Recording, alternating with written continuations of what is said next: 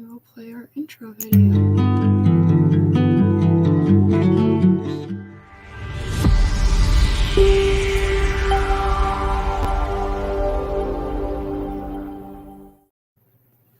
Hi everyone, we are started with our Open Quail show. So we've got Michael Rose of Southwest Gamebirds judging our show today. Some quick information and some stats just for the fun of it. We've got 41 total exhibitors and 209 birds in this show, so quite a bit more than last year, which is amazing to see. The show is for ACBA points, so if you are in the ACBA, you can get points depending on how you place and how many birds you entered. If you're not in the ACBA, it doesn't really affect you. You can do just as well and get just as many points, or like you can place just as high as if you were a member. So if you are interested in becoming a member of the ACBA, I highly suggest checking it out. It's got the standard of perfection that we're using to judge this show on, and overall just a lot of really great breeders and information in the club. So some other quick notes about the show. We've got merch coming out this afternoon, so if you want t-shirts, sweatshirts, hoodies, we've got sponsor hoodies that say you are a sponsor, we've got exhibitor hoodies that are, and like t-shirts and hats that are saying you are an exhibitor, and they'll have names on the back too. That'll be coming out this afternoon. I worked with Fowl Creations. He was absolutely wonderful, put the whole thing together for me. Gave really, really great prices on the t-shirts. I think it says a t-shirt is $7 and $1 off each order comes back to the virtual show for us so we can get some more of the awards in. But he was just fantastic. He's still putting some of it together with the exhibitor names, but he's done a lot of work into that. So very excited for that this year. A couple of other dates to pay attention to. July 5th is when the fun show judging starts. That is all by vote. So if you want to vote on different birds that you see through there, that's when that will be posted, and that'll close the 15th. Open Bantam is our next show. That is on July 8th at 10:30. It is by far our largest show at over 700 birds.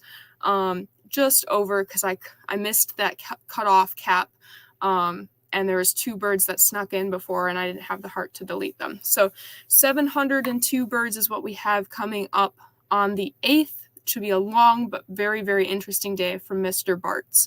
Open waterfowl is after that, and then youth waterfowl and showmanship. The link for showmanship signups was just sent out about an hour ago to everyone that had filled out the interest form. If there are still time slots at 6 o'clock tonight, I will be posting the time slots publicly for anyone interested to sign up for it. And that's all ages. So if you want to show off a little bit about what you know, learn a little bit more and have some fun, sign up for a showmanship slot. The rest of the dates are all posted on our website. The only thing we're missing right now is open large fowl. We don't have that date decided yet. I'm talking with the judge. We may need to get a second or a different judge in there depending on scheduling. So as soon as I know when open large fowl is, you guys will know when open large fowl is. But beyond that, I want to give a big shout out to some of our sponsors. So we've got a huge list here of different sponsors for all of the shows. The ones that specifically sponsored this show, some really awesome names to look out for. Champions Blend is personally donating a bag of Show Pro feed to all of the to the champion and reserve overall quail, which is just fantastic. So the winners can look out for a bag of feed. Our best quail overall will be getting a $50 check along with ribbons, rosettes, and plaques. That's from Unique, Quibido's Quail Company, Double R Farms. Some other awards that we have coming through rosettes and ribbons were sponsored by Southern Biophiliac, Quibido's Quail Company, the Quirky Quail Homestead, Haven Hatchery, Homestead Filkins, Unique, Homestead Filkins again, Phoenix Heating and Cooling, Peterson Farm, S&P Quality Quail, and Haven Hatchery. So if you hear of any of these, they're fantastic companies. They're great people. Without them, we would not be able to run the show for free. So without further ado, I'm going to turn it over to our judge to introduce himself and talk about himself just a little bit. I'm putting him on the spot. But we've got Michael Rose with Southwest Gamebirds. Hi, Bree. Thanks for having me on. And thanks for the opportunity to judge the show. So this should be fun. Um, I didn't realize there were so many sponsors involved. I know a handful of the people that run those companies, and they are all really awesome. So props to you getting all these people involved in this. Yeah, super excited to have you. You've done wonderful things with Southwest Gamebirds and the birds and genetics that you have there. And highly recommended from several people. He's part of the ACBA, so I've worked with him through that, and I know just how much he's put time and effort into judging these birds, into raising birds, really knows his stuff. So we'll get started then. I do want to say, if you've got any questions, go ahead and throw them into the comments in either the Facebook or the YouTube. We can see both of them. And he can answer them right away live. We may wait until we get to a best in class spot or a little bit better timing to answer it, but we will answer any of the questions live. So if you've got some, do not be afraid to ask. No question is too silly. We do ask that it stays pretty closely related to the show, so any like general quail breeding questions, that might be a little bit more suited for a Facebook group. But if you've got questions on where the bird is in here, why it's placed the way it is, what he's looking at, what he's looking for, feel free to ask it. And then, without further ado, we'll get started with our wild type. And I'll let Michael take it away.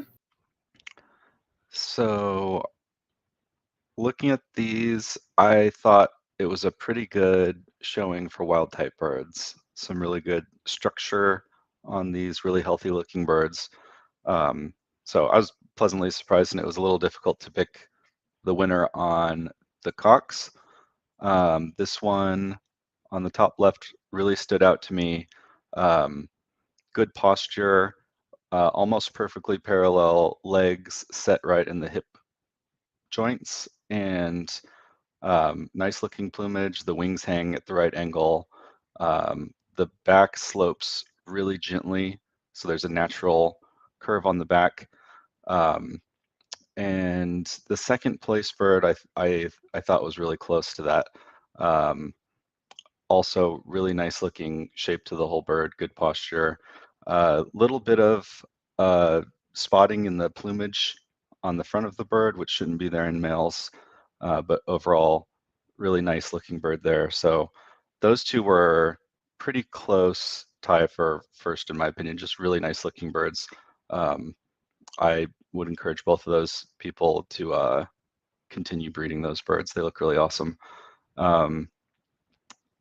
Looking at the facial structure, I like to see a little bit of a stop. That's the little the angle between where the beak ends and the forehead starts.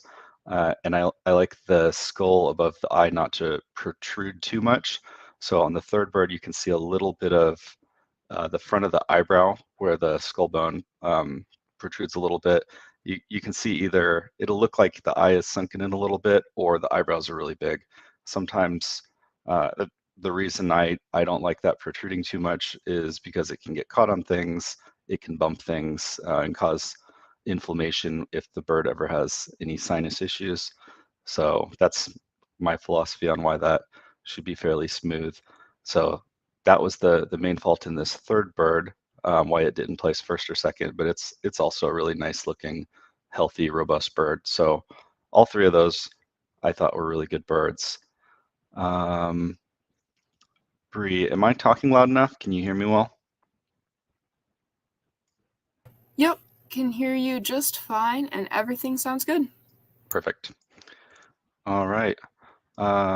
Moving on, the bird in fourth, I thought was also a nice bird. if you look at the angle of the tail where it droops down really far, that's indicative of a little too much curvature of the spine or a short body. That was the main issue I had with this bird, why it didn't place higher. But overall, everything else on this bird looks pretty nice. The feet also, when it's standing, at least in these pictures, the feet are very close together. So that tells me there may be some flaws in the hip bones and where the legs rest. This is one of the problems with judging through pictures instead of actually seeing the bird walk around.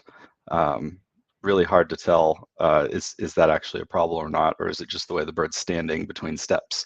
But it looks like that might not quite be the exact angle that you want on these birds, but it's pretty close. So not really sure if that's a problem or not. I just thought it might be worth mentioning. But that fourth bird's also really nice. I like the curvature on the first 2/3 of the back and on the chest, and it's standing at a really good angle for what I assume is a dual purpose meat and egg bird, which is what most of the feral birds are being judged for.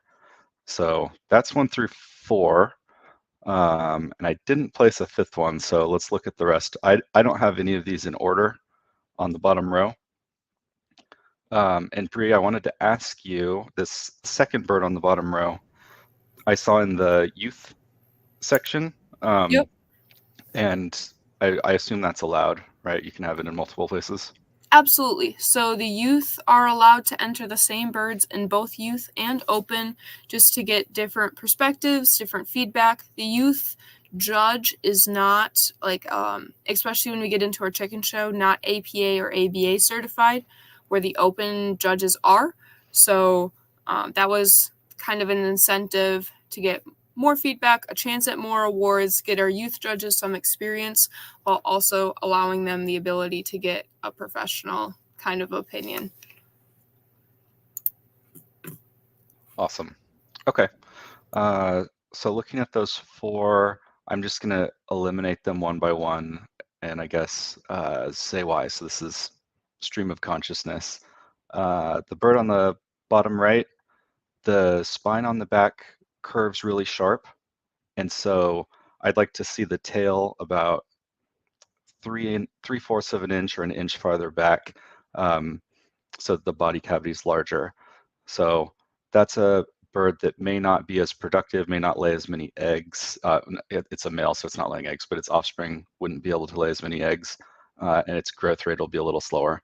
So that's the main problem with that one. Next picture, I'm going to blow this one up because it's a little difficult to see. All right, can you see that? Let me blow it all the way up. I was going to say, if you also click the little arrow, that source arrow, it'll take it to the original page, and they can also see that if you just let me know when you're doing okay. that. Yep. Well, let's just do that then. So I'll take the size back down and you can blow it up on the main screen. This bird, you can see on the top right picture, has really, really prominent bone structure around the eyebrows. So on the other pictures, it's not as noticeable. So I'm wondering if it's ruffling its feathers to exaggerate that feature, but you can see that on the other pictures. And the rest of the body on this bird looks pretty decent. The legs look good. It's at a relatively good angle. I like to see a bird slightly more upright. This one's leaning forward a tiny bit. So that's kind of what I'm thinking on that bird. And then we'll move on to the other 2, and then I'll make a decision on 5th for these. The one that was in the youth category is a pretty decent looking bird. From first glance, it looks underweight or young. So that's another problem with not knowing the age of the birds. It's hard to judge a 9-month-old bird against a 9-week-old bird. So I am just sort of taking them all as, if this bird was 8 to 10 weeks old, what should it look like? So a fully mature bird that's in its prime. And this is probably a little bit younger than that, but if this were a mature bird, I would say this bird is a little bit underweight. Something that you can fix generation to generation. And then you can see on the leg structure, it looks like the legs angle inward toward the back of the bird. So that can be indicative of either the leg's not sitting right in the hip bone or the hip bone being too narrow. So it's not a bad looking bird. We may place this one fifth, but let me look at the other one. Are you able to pull that up, Rebecca?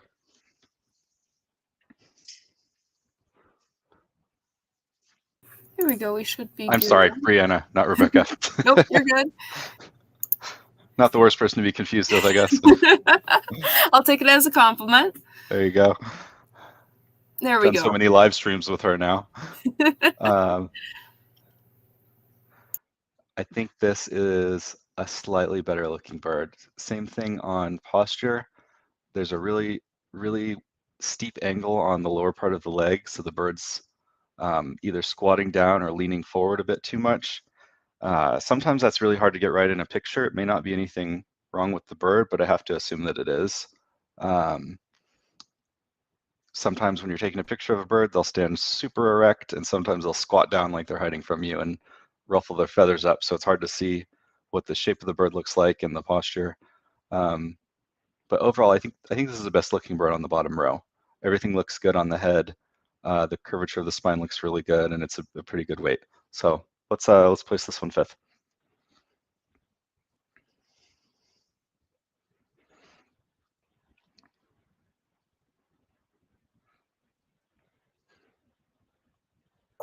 All right, and we are ready to move on to our best pharaoh. Oh, hens. There we go. There's another spot in there yet. All right. I did the 5 on this one, so we don't have to do any extra work. I'll just talk about them a little bit. The first bird looks great. It's a great looking bird. What I would want to feel for if I was holding this bird is that lump right on the shoulders. Is that bone related, or is that just plumage? And is it a nice smooth back from that part down?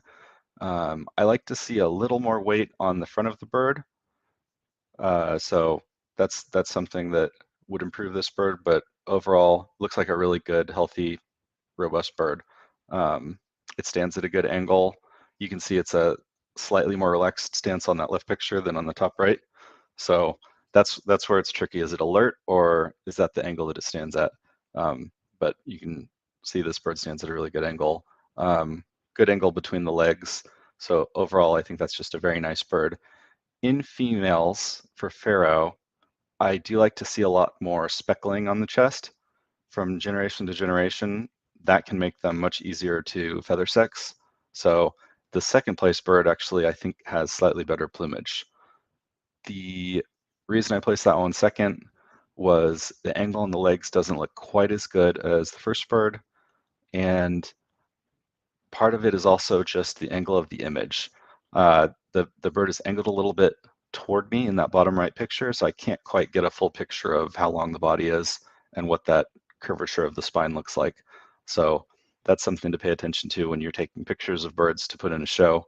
You want them to be basically facing perpendicular to the camera so you get a full silhouette of what the bird looks like. The third bird, I don't know if that's lighting or if it's actually a dilution. So I don't think it's Pharaoh, but it's close, and it's one of the dilutions that's probably hard to spot. So I didn't want to disqualify that for that reason. A lot of people can't see sex-linked brown very easily. And this one, again, it's lighting. It might actually be even one of the lighter dilutions, but I would assume it's at least sex-linked brown, or the lighting's just playing tricks on me. But the bird stance looks really good. This bird has, it looks like the legs sit a bit closer together and the bird's thinner overall. So not quite as good for capacity, laying, putting on weight. Sometimes that's something you see more commonly in young birds, and as they grow, they fill out. But usually with this bone structure, you want to see that as a tiny bit wider. But overall, a pretty good looking bird. Um, Definitely has great posture. There could be a lot worse things wrong with this bird. It's a nice looking bird. So I think that third place is well deserved on that one. Fourth bird, you can see in the picture where it's standing sideways how short the tail is. So most likely the body could be a little bit longer, and that was the main thing I noticed on this bird. Uh, Face shape is a lot just personal preference. So this bird has a very prominent forehead, if you will, um, right above the nares. It, Sometimes that's just plumage sticking up because of the the bird's mood when you're taking a picture of it. But this bird looks like it has a bit of material in between the eyes, if that makes sense, that you normally want to be flat. So those are a couple things to look for when you're breeding this bird and picking its offspring. And then the one in fifth, I thought had the best plumage of all the birds in the Pharaoh hens. Um, the reason it didn't place higher for me was the curvature in the middle of the spine. It needs to be a little bit flatter, which may also contribute to the posture of the bird. Again, it's impossible to tell really if the bird's just crouching down for the picture or if that's how it normally stands. But overall, really pretty bird, great looking facial structure, skull shape, all of that, and really, really nice plumage. So I think that's probably the best example of these of what the Pharaoh plumage should look like. So honorable mention on plumage for that. And then the ones on the bottom, I'll just go through briefly, talk about why they didn't place. The first two look like they were submitted by the same person. I think these birds might just be a little bit too young. They look a little underweight. They don't look quite fully developed. So if they put on a little bit of weight and their plumage cleans up, these might be better birds. But the first one looks like it's decent bone structure, standing at a pretty good angle. It may stand more erect once it fills out. Um, and then the second bird may be the opposite. It may stand, or no, I said that wrong. First one, or the second one looks like it's laying down in the one image. So I can't really tell much about its posture. But it's clear from that first picture it needs to fill out a little bit more.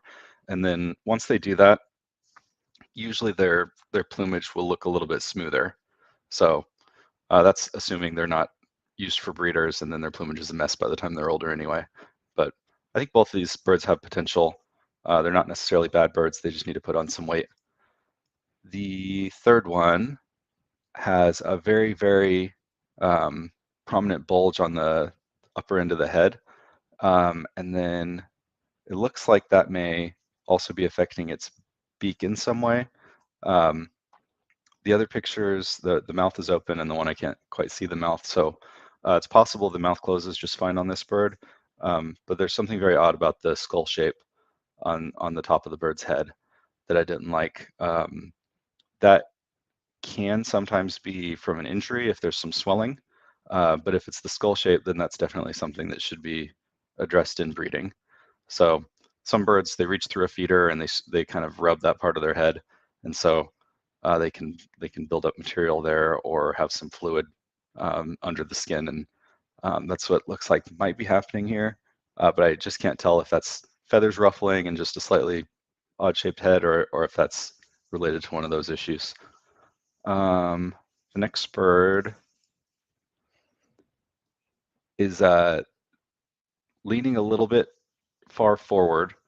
So this one looks like that's actually its natural stance because it's in multiple pictures. And then you can see the spine is very straight and then curves abruptly at the end. And you want that to be a very even curvature, sort of like in the picture to the right, which is, I'm losing count. The first bird with the green metal background has very even curvature, but the tail is too short. So this bird, that's part of what makes it look like I think it's standing a little too upright. is because it just has a short body. So nice looking bird. Other than that, looks like a pretty healthy bird, and you can increase body length from generation to generation. So most of these faults that I'm pointing out are not something that is a reason to necessarily cull the bird. It's something that can just be worked on from generation to generation. The last two birds, the second to last one, this may be age related. The bird looks a little bit older, and so it's got a little extra weight, which isn't necessarily bad if the structure is perfect. So this one looks like it's almost carrying on as much weight as that structure could possibly handle. If the bird was a little bit longer bodied, it would probably be able to handle the weight better and support all of that meat, muscle, and fat. So that's something that it looks like a really good meat bird, but with a longer body, it could be a great meat bird.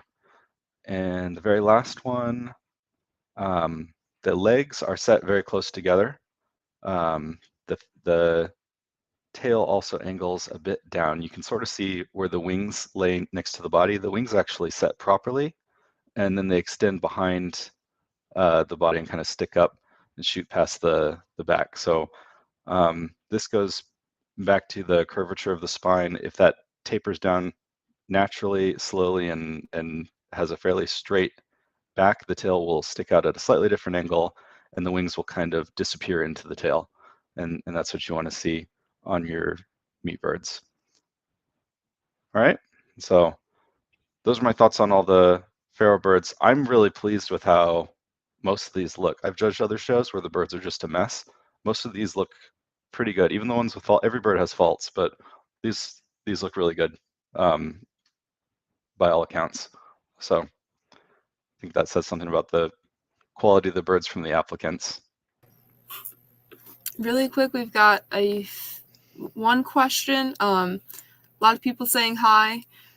But was there supposed to be a separate section for sex-linked brown, or are they supposed to fall in pharaoh or all other wild types? So I can take this one, because that was kind of something as we were setting up the show. We decided that any of the really, really faint phenotypes, so like het calico, sex-linked brown, things where you may not be able to tell that they have it to begin with, we're not worrying about that yet. Eventually, we'd like to get there. We'd like to be able to have a completely clean pharaoh for plain pharaoh.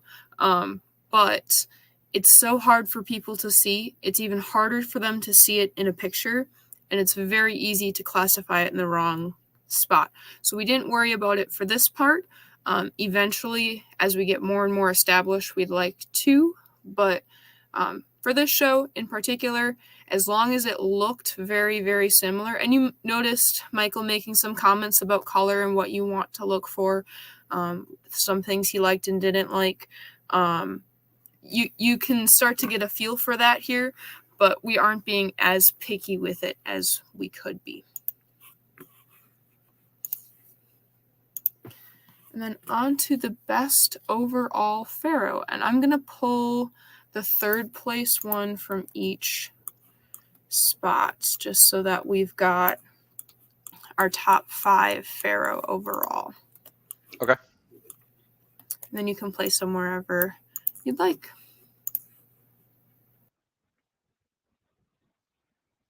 All right, I think between those two, I would pick the hen. She looks like a pretty decent choice to place on that one.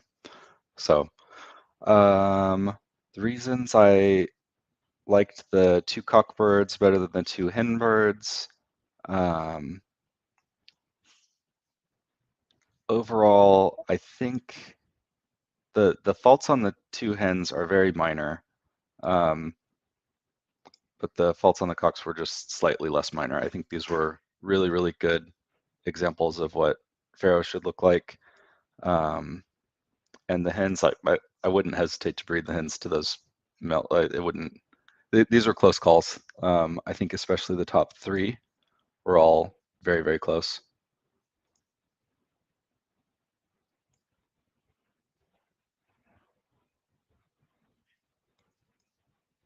All right.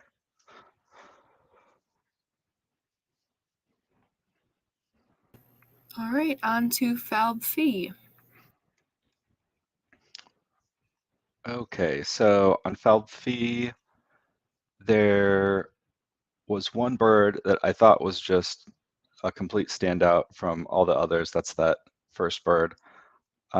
If I understand what I'm looking at properly, this looks like a very, very good quality large bird. So you can see where the plumage bulges a very slight amount on the lower sides of the bird. And so I think this bird has fairly meaty legs, meaty breast, just a large bird overall. And it's standing at a very good angle to support all that weight. So just a very impressive bird. The one thing I would want to see is what this bird looks like completely sideways to get a sense for the bird's capacity and the length of the spine and how it curves at the tail. And I think I can see that from that bottom left picture, but I'm just not 100% sure. And we'll talk a little bit more about that bird later. But I think it's a really nice bird. The next one, it's also a decent bird. This one is leaning really far forward, um, but the angles on everything in the actual body itself all look really good, with the exception of the legs. You can sort of see on the bottom picture, it looks like the legs might jut inward a bit, which means it may have some narrow hip bones, which isn't good for a laying bird, but you can't really, I can't discount it completely. It's a pretty nice looking bird, and I can't fully see what that angle is doing. So overall, nice shape to the head, nice angle on the chest and back. The third one, can't see super well. He looks like he's moving around a lot, so pretty active bird. Um, but for a male, nice face shape. Looks like he stands at a good angle, even though he's kind of walking around in the pictures. Um, no major flaws that I could see that would disqualify him.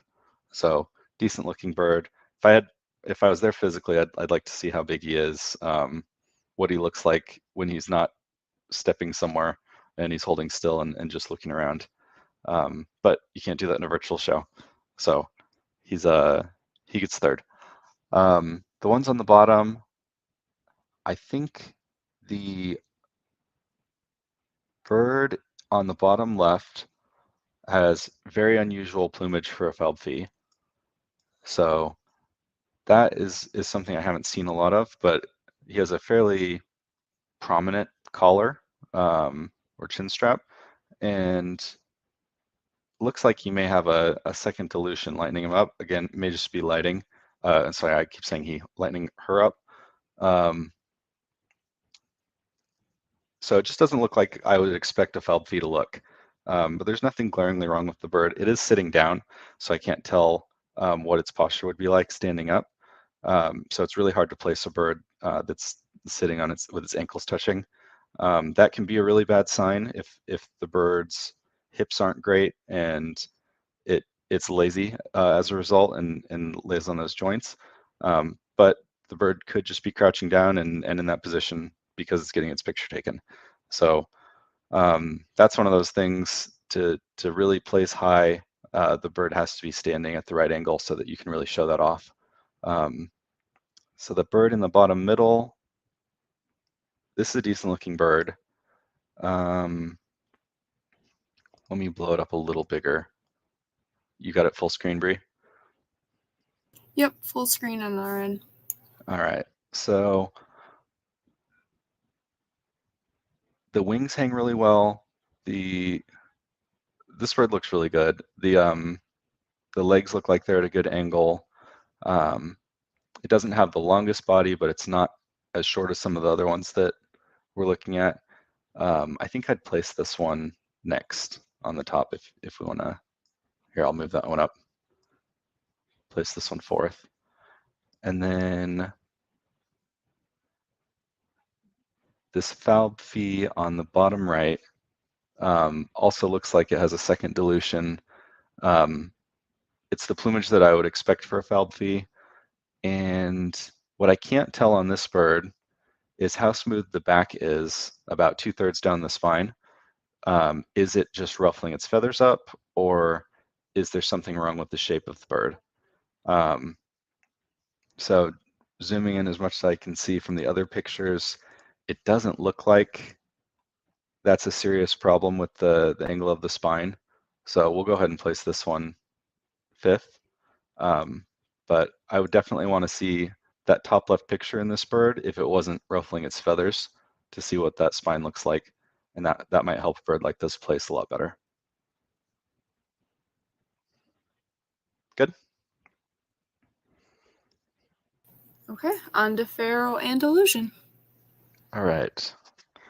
So some of these were not Andalusian, and I just judged them as if that didn't matter. So hopefully that's okay. Yep. If you want to point out which ones or like where they should be, we can throw it into any other if you'd like. But I'm not super concerned if it stays in Andalusian, as long as they know specifically Okay. where it could have been and why it's not Andalusian. Sure. And maybe I'm wrong because Andalusian has exceptions and breaks the rules once in a while. So if they know more about their birds than I do, maybe it's just one of those. So the first one, classic Andalusian, has a decent shaped face, eyes and whatnot. A lot of times with Andalusian, you see problems in the skull shape. So this one does not have any type of overly round or bulging eyes, doesn't have any issues with the shape of the skull, has a relatively long neck, which is nice. And then looking down the body of the bird, the front slopes really well. It stands at a okay angle. I'd like to see it slightly more upright, which it looks like it might be in the picture on the left. And then I'd like to see slightly less curve in the middle of the back. But it's got a nice tail, of overall pretty good shape, and good representation of the plumage, I think. That's why I placed it first. The second one is a nice looking bird. It looks like it has very large nares, so that can be problematic in some birds if they ever become inflamed from bumping them on things or rubbing them on things. So that's just a minor fault, I think.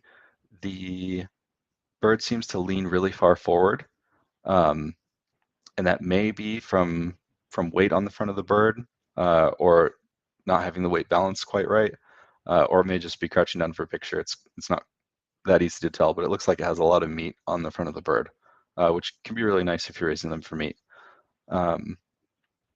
Nice shape to the face, nice shape to the eyes, pretty plumage, not just Andalusian. There's something else with this bird, so multiple dilutions at play, or maybe 3 genes, but very possible that one of those is Andalusian. It looks like it is. So yeah, I think it's a good second place bird for the category. The third one, if you asked me what it was, I would say blue. So I don't know that that's Andalusian. Overall, it looks like a smaller bird, and it's really hard to get structure this good on a smaller bird because smaller birds can survive just fine with bad structure. So I think it's a nice representation of a bird at that size. A lot of small birds have really prominent stops where the beak stops and the rest of the head starts. Personal preference, some people really like that and think it's cute. This one, fortunately, a nice healthy short beak. So overall, I think that's a nice looking bird. The fourth place one, this one also looked like it might not be Andalusian. On 99% of Andalusian, the wingtips are white. And looking at this closely, it does have that white wingtip. So most likely this is Andalusian. So nothing wrong with the categorization. This bird had feet slightly angled into the body and doesn't quite stand erect enough to be ideal. And then the tail's a little short. All of these are just minor, even compared to some of the other birds in this show. So not even, I wouldn't even call it a short body. I wouldn't call the posture bad. It's just not quite perfect. And so I think this is a good bird, good enough to place definitely. And plumage looks really good. Looks like a really healthy bird and good shape on the skull, face, and beak. Good eyes. And so those are tough things to get in an Andalusian. So overall, pretty nice bird for an Andalusian. And then the fifth one, same thing as the third place bird. I just thought this bird was really unique looking with the jet black beak or dark gray beak. Again, I'm not 100% sure if that's Andalusian or blue, and there's some combinations of dilutions that can make birds look like this. So maybe someday we'll have all that sorted out and standardized. But this bird looks like his legs don't set at quite as nice of an angle as the third place bird. But overall, he's very, very similar to the structure on the third place bird. So that's why I placed him as well. And then the last bird on the bottom row looks like it may just be young and needs to fill in a little bit better. So I think once that bird puts on more weight, there's nothing necessarily wrong with the structure or wrong with this bird. It's just not heavy enough for me to tell if it is a good bird or not. So that's why I didn't place it. All right, on to Pharaoh, any other. So this is any category that didn't fit the one above, or and didn't fit one of the ones above. This one surprised me a little bit. There's some pretty cool birds that people put into the show. The first place bird, I'm really surprised by.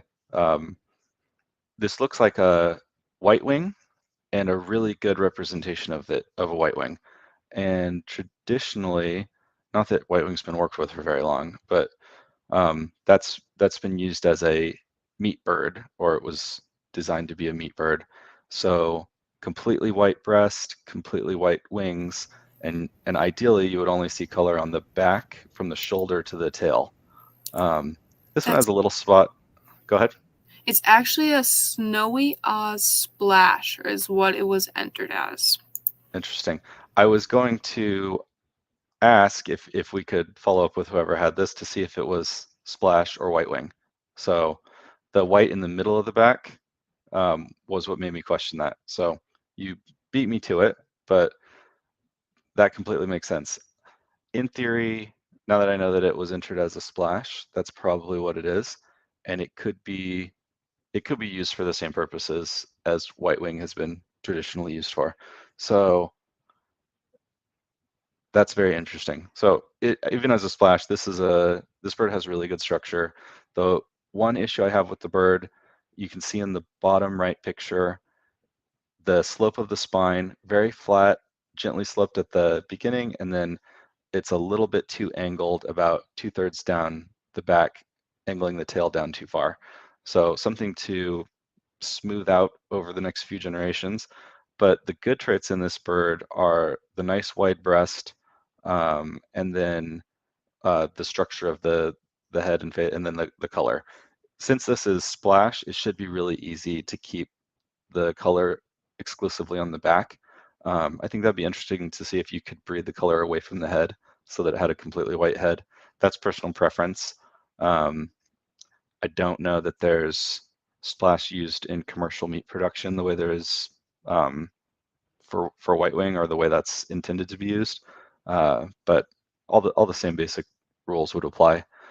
And then the only other thing I would have liked to see in this bird was a picture from the front where it's standing up to see the angle that the legs go into the hips. This looks like a really nicely structured bird, and that's the one thing I can't tell from the picture, whereas if I was there in person, it'd be pretty easy to see that, whether that was ideal or not. So very nice bird. Splash surprises me even more that that's being entered into the show, because that has not been here for very long.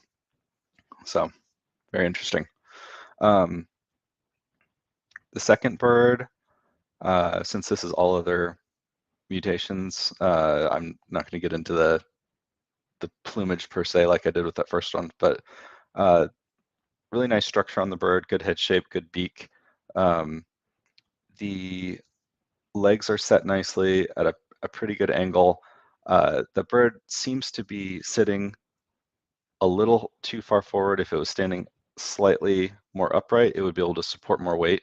But overall, really nice bird, really good curvature on the front and back of the bird. So I like that bird a lot. The third one, I have almost the exact same things to say as the second. Good looking bird. He looks like he's got a personality. The picture on the bottom right was mostly what I judged this one off. Same thing, I can't quite tell how the legs set, but it looks like the back slopes really nicely. The shape on the front of the bird is really good.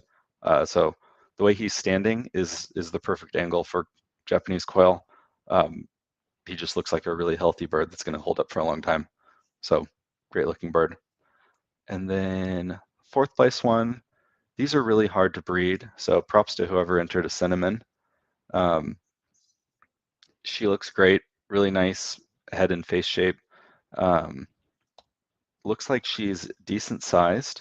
I would love to see this hen with the third place male's posture. That would make her almost perfect. So great shape to her body, great shape to her head. I can't tell if she has enough length to her neck just because it kind of looks like the heads are coming right out of the body. That may be her tucking it down for the picture.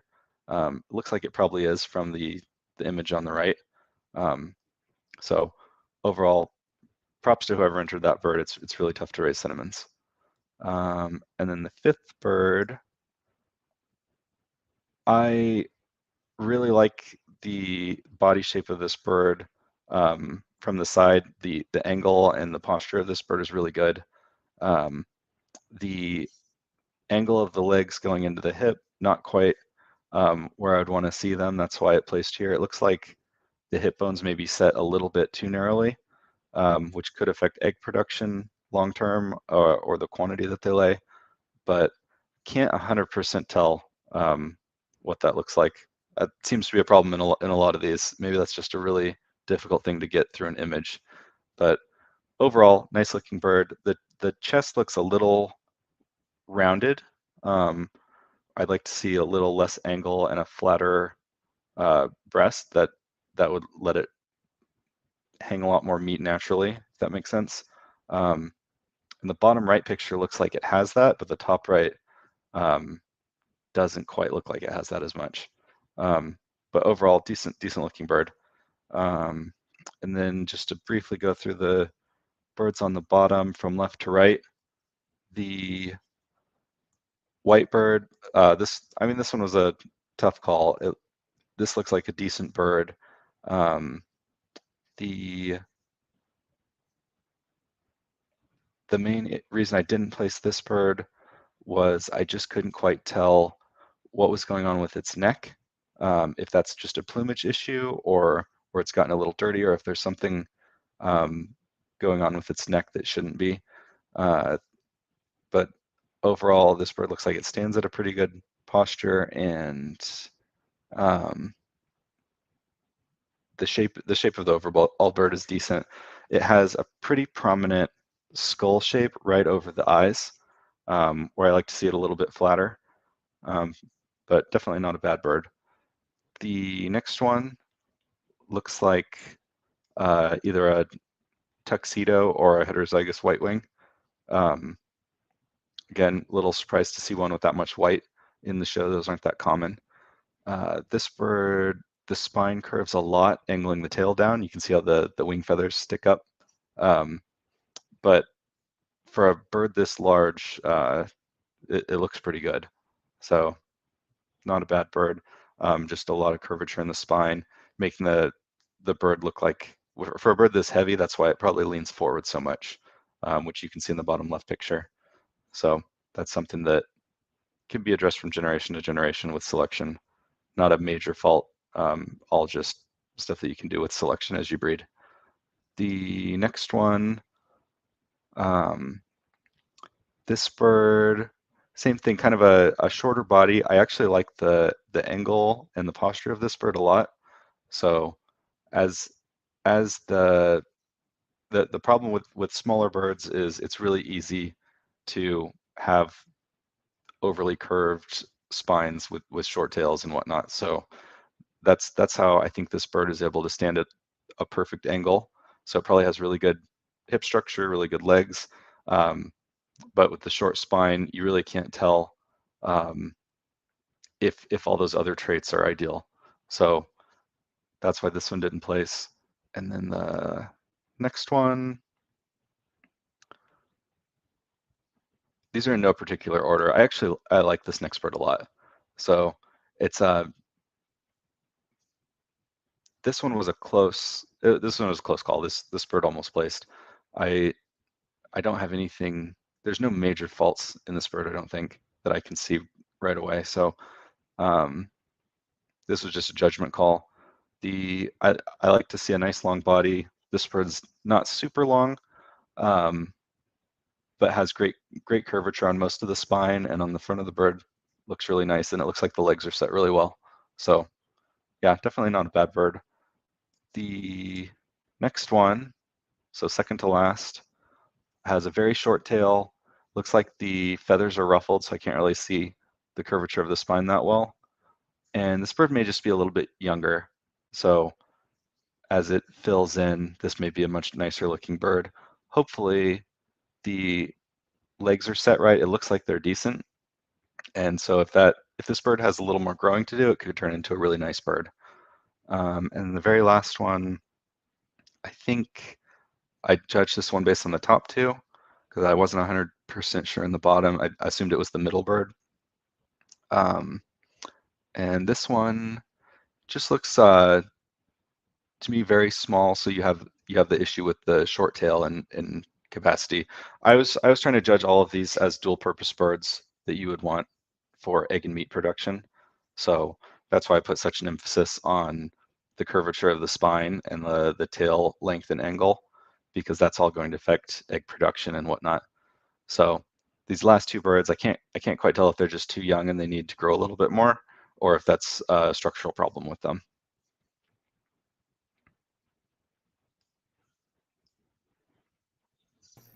All right, moving on to best of class. I pulled all of the top two birds just to recognize the overall, like the exhibitors on here, and then the champion and reserve are already picked. All right, awesome. So yeah, congrats on whoever raised this Falb.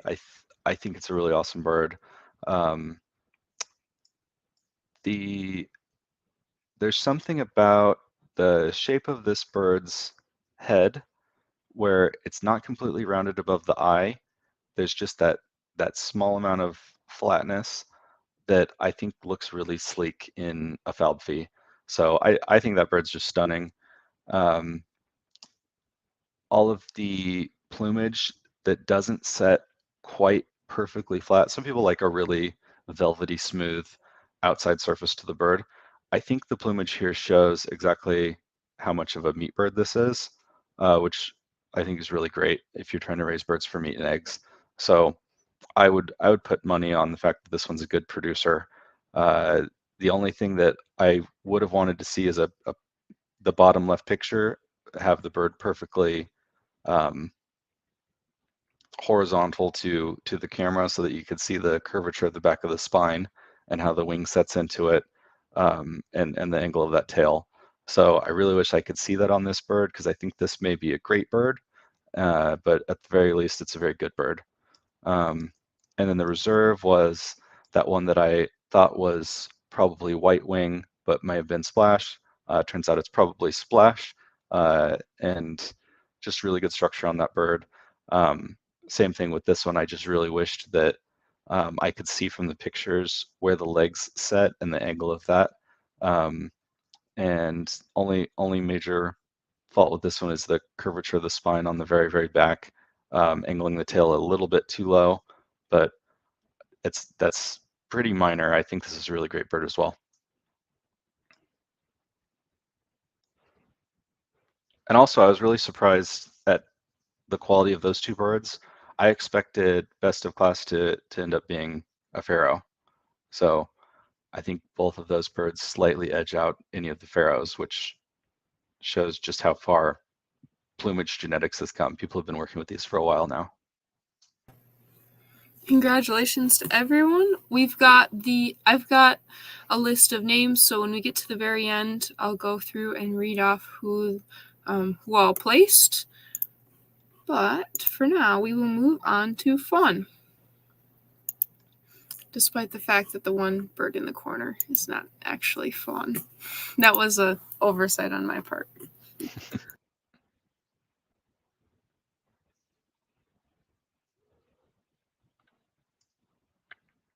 All right. The bird in the corner on the last slide. Yeah, the pharaoh Okay. in there from the first one that I was the on fawn. the slide that you were on. I was like, wait a minute, what did I miss? These all look fawn to me. So nothing wrong with the entries.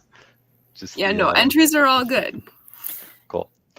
All right, so there, I believe we're only 5 Italian cock entries, so they all placed.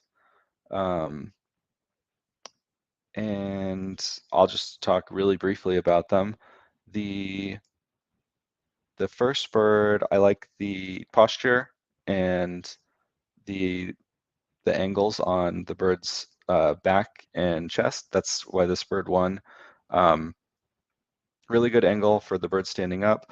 I'd like to see the head up a little bit more to show how long the bird's neck is.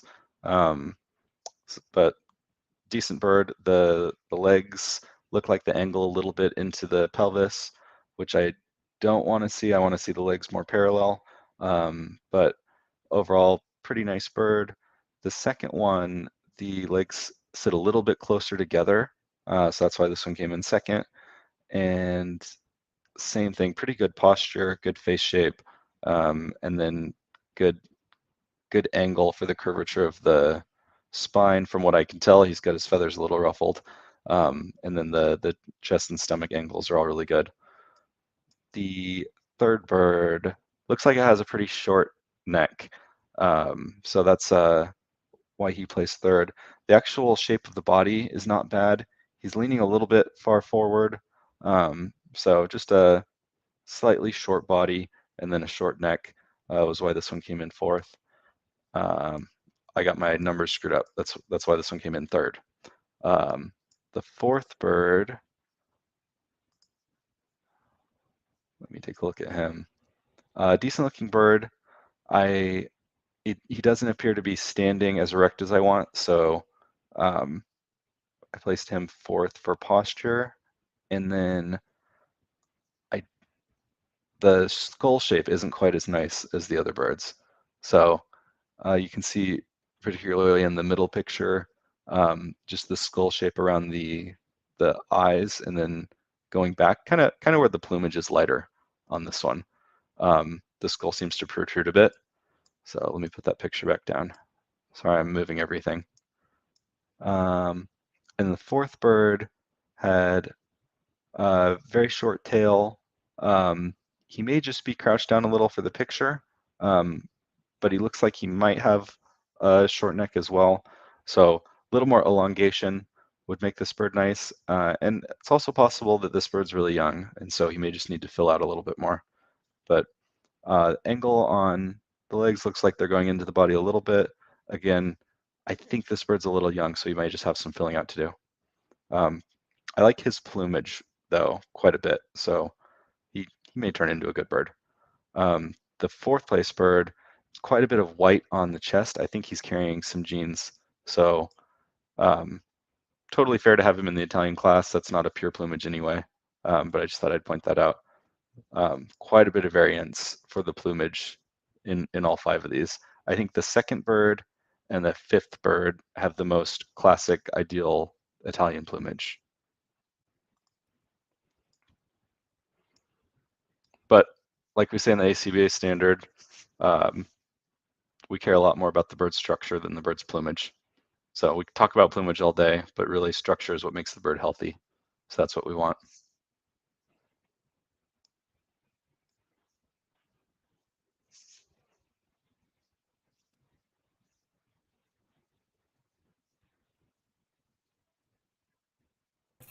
All right, are we ready to move on to Best Italian?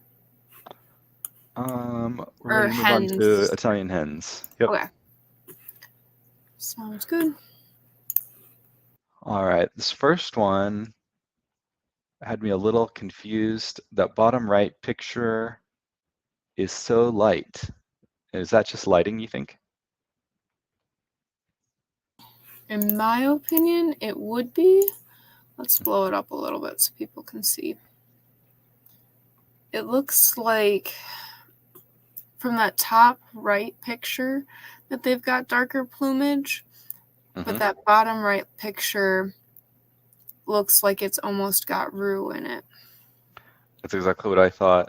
I'm just going to judge it off of the top right and the left picture.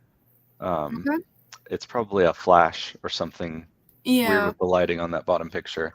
So I'll judge the structure in the bottom right picture as well. But just I assume it's more well represented color-wise from the other two pictures. I really like this bird a lot. Really good posture, bright eyes. You can tell how curious this bird is looking around while it's being photographed. The legs set really well into the hips. This bird looks like a really good producer, and it looks really friendly and lively. So the skull shape is pretty good, a little narrow toward the top, but nothing bad, nothing that's going to cause problems when the bird's eating or feeding or whatnot. So yeah, I really like this first bird. I don't have much negative to say about it. The second one,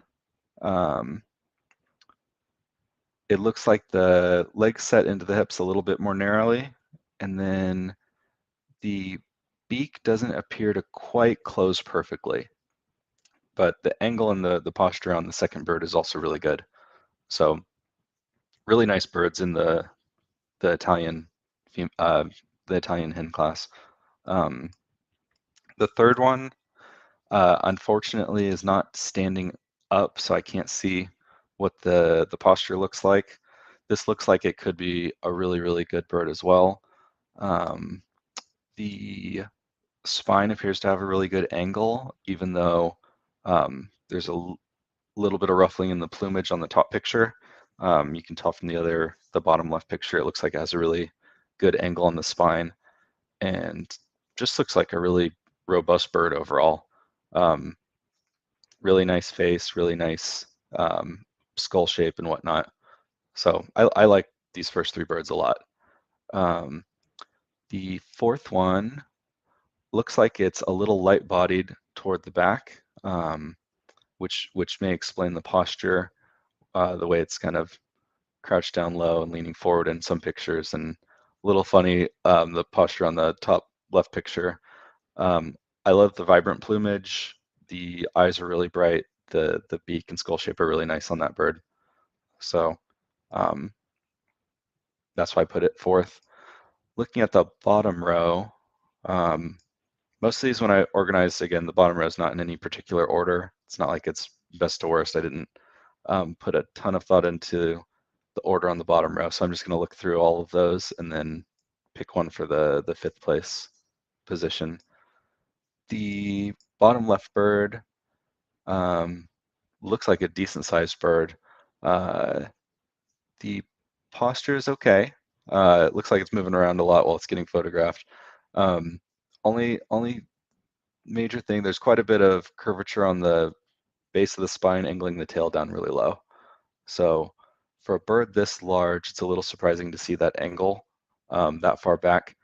Usually you see that on smaller birds that have short bodies. So not a huge problem. In the bottom right picture, it doesn't even look as dramatic as the top left picture. So that's the only major thing I see with that bird. Everything else on it looks pretty nice. The second one looks like it has good posture, shorter bodied, really nice face and beak shape.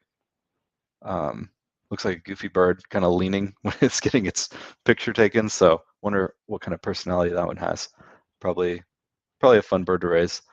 Um, I like that bird. It's a little shorter bodied, and it looks like the feet may go into the hips at a pretty steep angle. So that may not have the best capacity, but the overall structure of the bird looks okay. The third one,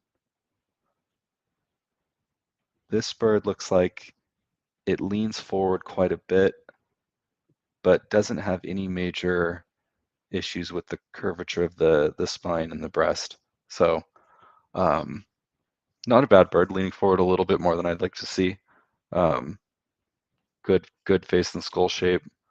The spine could be a little straighter toward the back of the bird, but it's not bad. I think from the ones so far, I'd place that one. Let's see if take a look at the next three. The diluted fawn bird has a very short body. The wings set at a little bit too high of an angle. So those should hang a little bit lower. So few concerns with that bird. The posture actually looks decent, but definitely a slightly overcurved spine where the tail points down a little too far, and then the wings set a little too high, where they're not pointing down and disappearing into the tail. They're pointing straight back. Then the next one, this bird, the tail angle's a little bit down, and so you can see the wings sticking out on the back. The wings do set pretty well. The tail angle's a little too far down, and the posture isn't bad, but it leans a little farther forward than I'd like. So those are my thoughts on that one. And the very last bird looks like it may be too young and need to fill out a little bit. The head and beak look good. The plumage I think is a little light because it's young, so that color may come in and it may look like a normal fawn bird once it's a little older. And then the body looks just a little small. I would say this bird may look really good once it fills in, but it looks a little underweight right now. So let's I'll move that middle bird into fifth. I think that's the one that takes it.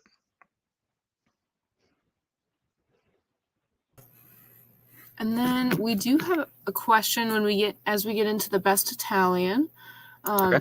Does the ACBA have a standard for egg purpose and meat purpose as well as dual purpose, or is it all dual purpose?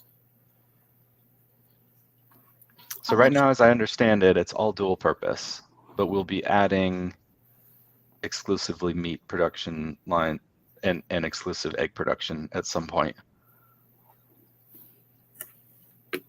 Okay. And then best Italian, we pulled top 3 from each. Okay.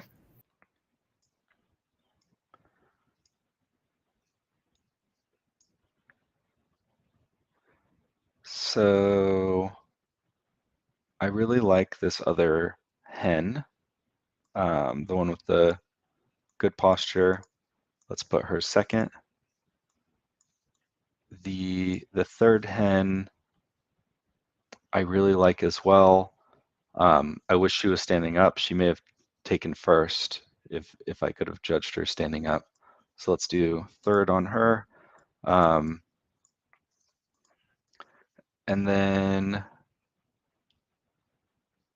the two males would get fourth and fifth. I didn't like the males entered quite as much as the females. I thought the females were really outstanding from the entries today. So we'll give, was that the first and second place male, or was that the That is first, second, and third place male in order. I can pull the rest of the hens if you would like to. Yeah, pull the fourth place hen. Let's see what she looked like. The hens in this class were really, really nice. Okay, yep, let's give that hen fourth. That was a really nice hen. And then what did the fifth place hen look like?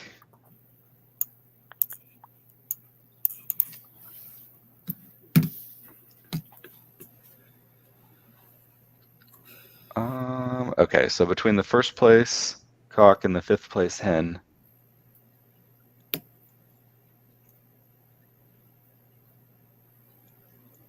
I honestly like the hen a little bit better. So I'll give hens first through fifth on this. Really nice job on the hen entries for fawn. I think those are some really outstanding birds. Okay, on to Manchurian. A few less entries here, but not a lot. Still pretty competitive. Yeah. So I was very surprised to see these first two entries. I assume they're the same person because the cage and background look the same. On the first place hen, this looks like a very large, meaty bird. I think the body just looks short because of the proportions. So if this is actually a large bird, as large as I think it is, then it's really not short-bodied. It's just a normal-bodied bird that's very filled out, which I think is very impressive. Same thing with the male that I have in second. I usually don't put much emphasis on plumage, but the plumage on these two is pretty phenomenal. It's difficult to get golden Manchurian plumage that looks this good. So the male is a very vibrant yellow goldish color with almost no color whatsoever, which it's possible to get completely yellow males like this. It's almost impossible to get hens that look like that, and this hen is pretty darn close. So very impressed with those two birds.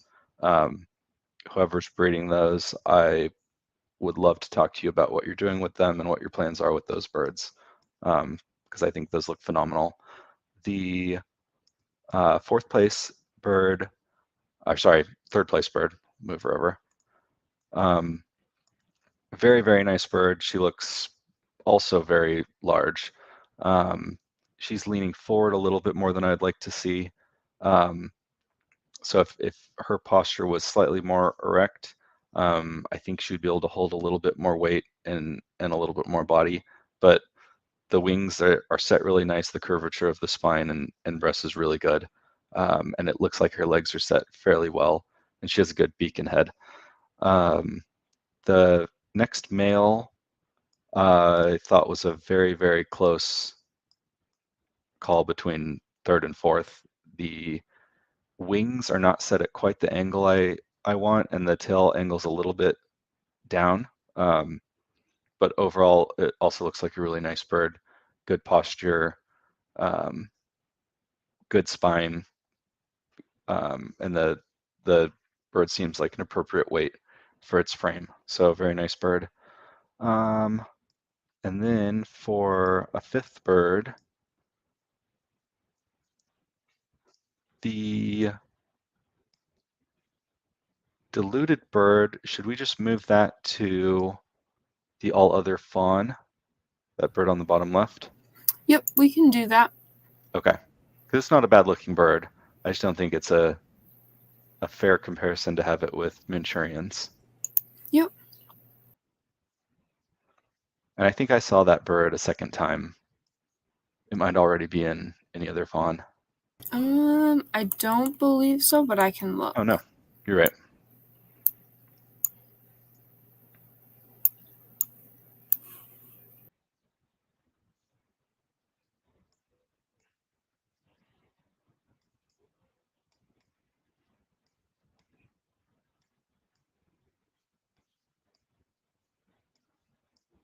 It looks like you jumped ahead just a little bit. Me? Yes. Oh Wait, yeah, I was looking for where I saw that bird. I thought I had seen it. It didn't look like it was in any other fawn at all. Maybe it was in youth? All right, well, let's just keep an eye out for it. You. But back to Manchurian. Sorry about Oh, that. it was in Fawn and Delusion. Oh, okay. Do you want to leave it in Fawn and Delusion? Is that what you think it may be? Or. Let me get a closer look at it. Some, I thought it just looked like a dilute Manchurian of some yeah, it sort. looks a little bit like a roux, maybe, Yeah. with something else in there. I think usually with fawn and delusion, there's a lot more white and it's a little more obvious. I think that's one of the other delusions. Maybe blue. Maybe. I think it's more likely roux. Yeah. Okay. It is in all other, and I took it out of Fawn and Delusion as well. Okay. Sounds good. All right, so these three on the bottom for Golden Manchurian. The bird on the left, really nice skull shape, really nice plumage. Little too much curvature of the spine, about halfway down. She stands at a really nice angle. Then the middle bird, the male, looks like he has also another mutation, or two. He might have roux and he may be a dotted white carrier. He has decent posture. Looks like do you want to leave him in this category? We can leave him there. I was gonna say all other mutations is a pretty heavy class, and he's Yeah. close enough to regular fawn that I can see where someone would put him in there. Yep, agreed. I like the mask on that bird. Nice solid red mask. It looks like the hips set properly from the way he's standing in the bottom picture. So decent looking bird actually.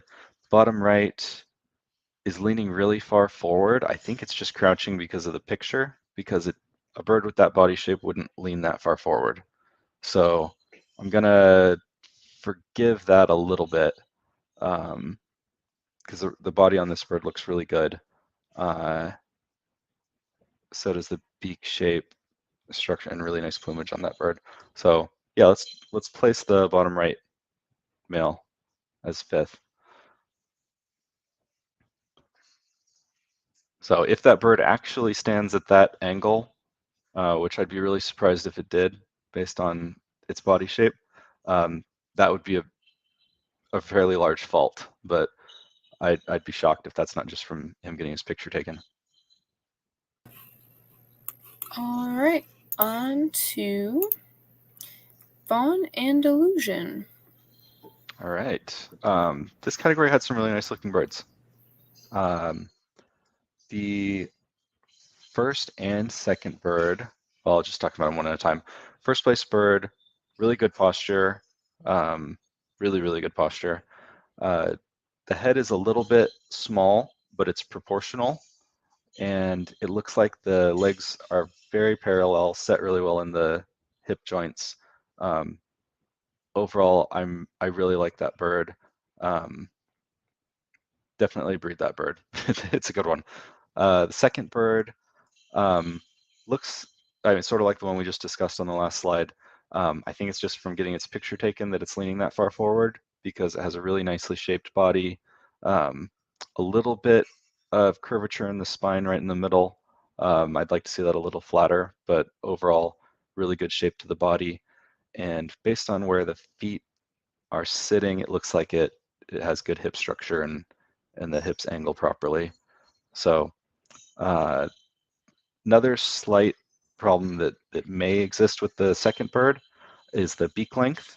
We want the beak to be like a medium, neat length. Beaks continue to grow as the birds age. I can't tell how old this bird is. So if this is a 8 to 12-week-old bird, that would be a slight concern that the beak is not wearing as fast as it's growing. maybe a slightly older bird, which the beak would be completely fine. But I'm trying to judge everything as a 8 to 12-week-old bird. So that would be a small fault, but not something substantial. The next bird has a shorter body. That's why it didn't place higher. And it looks like it may have some issues with posture, and I can't really see where the legs sit very well. They're completely hidden in some of the pictures. You can see one foot, some toes sticking out. It's probably a smaller, lighter weight bird, which is why it's sitting that way. But the wings hang nicely. The face and skull shape is pretty nice. I can't tell how long the neck is. It looks a little bit shorter. But overall, decent looking bird. I'll move it over so it's under the 3. And then the next one has a longer neck, but it's clear that it's got a little bit of a shorter body, but the posture's not bad. So I would want to see this tail elongated just a little bit. And the angle of the tail, normally with the shorter bodied birds, the tail angles too far down. This one's not that bad.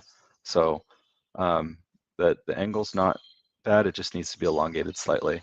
And everything else about this bird's posture looks pretty darn good. I like that bird a lot.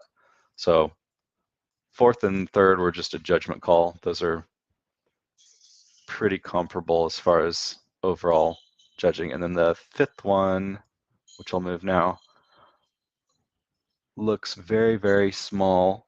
And one of the problems with small birds, especially with Andalusians, is they can just get very small, and then the structure goes all over the place. So you can see on the skull, there's some protrusions of prominent eyebrows, if you will, and then the tail slopes down a little bit, and the wing sticks up past the tail. The posture on this bird is pretty good, but it looks very small. You can sort of see where the feet are touching, so its legs just stand really close together. A lot of the silvers are not raised necessarily as production birds, so you do see a lot of this with Andalusian, and people love them as pets. They're cute little birds, but if we're judging by the standard, this one won't place as high because of that. So I see some of that in the Celadon type birds too, where they're just really small, super, super short beaks, almost dainty little birds that would be great pets.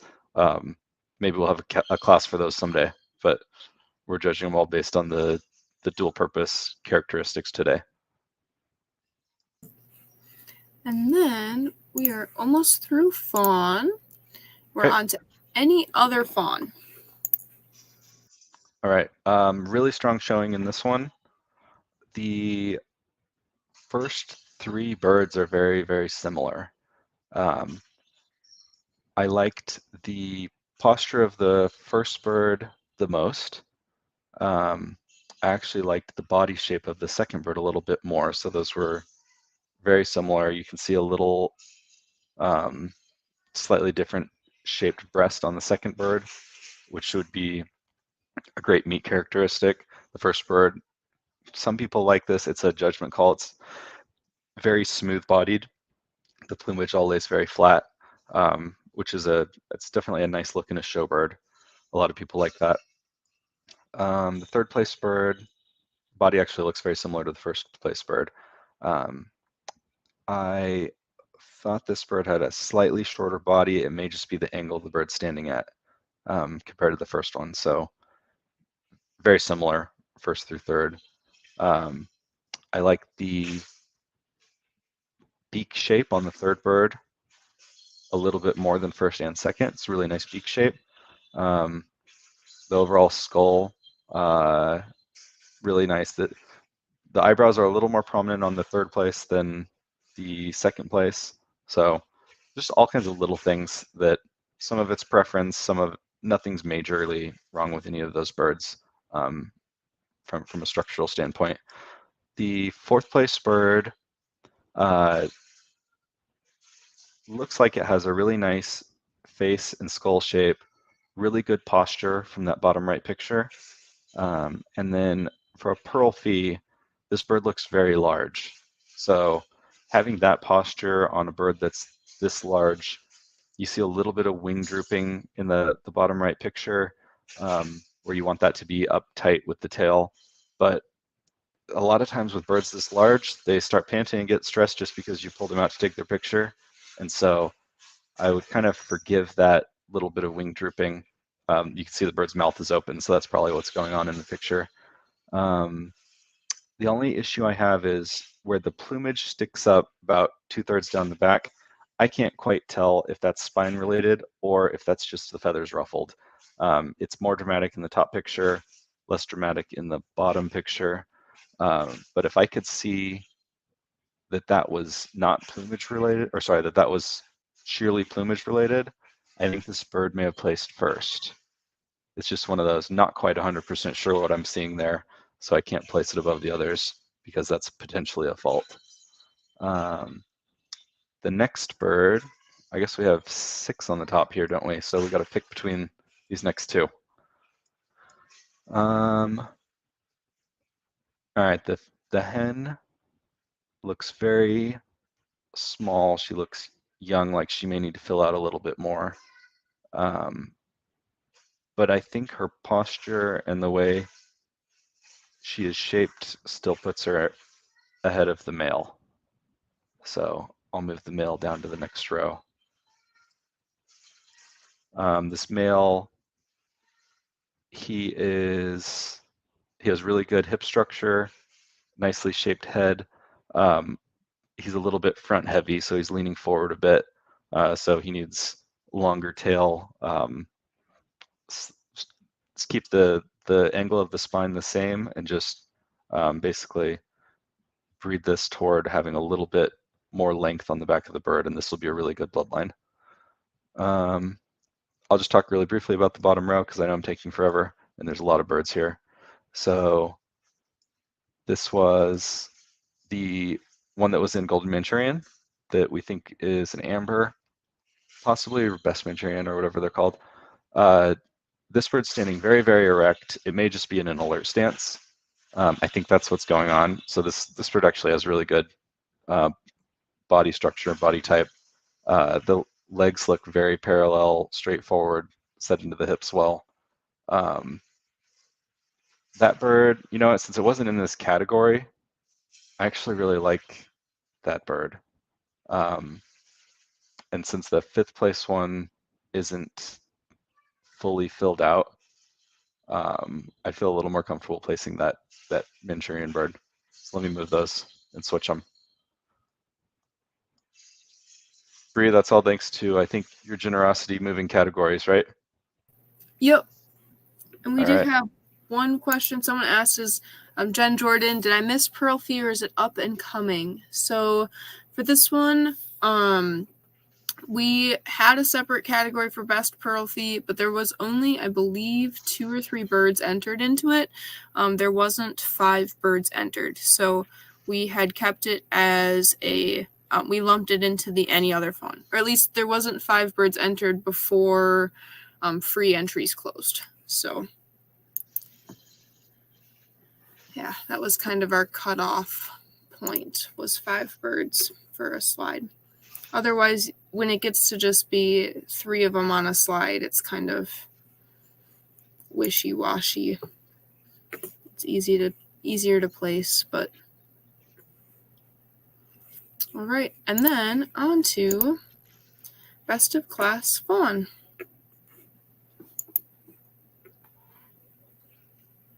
Okay. Bree, did you want to talk about the ones on the last slide, or are we moving too slow? You absolutely can if you would like to. We can also just have people, if they are curious why a bird didn't place, reach out. If that's easier. I know I'm long-winded and I don't want the video to go on forever.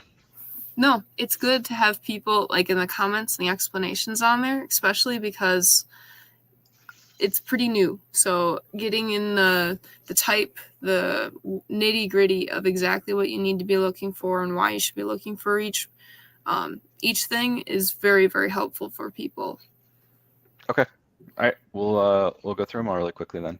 Okay.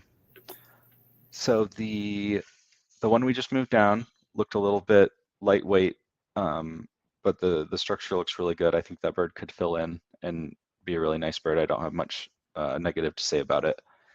The next one, the pearl fee, appears to have an unusual shape on the front of the bird. It looks like something is going on besides the crop being full. So the curvature just isn't quite right on the front of the bird. It has decent posture, and the back and head look pretty good. But the unusual shape on the front was why I didn't place that bird.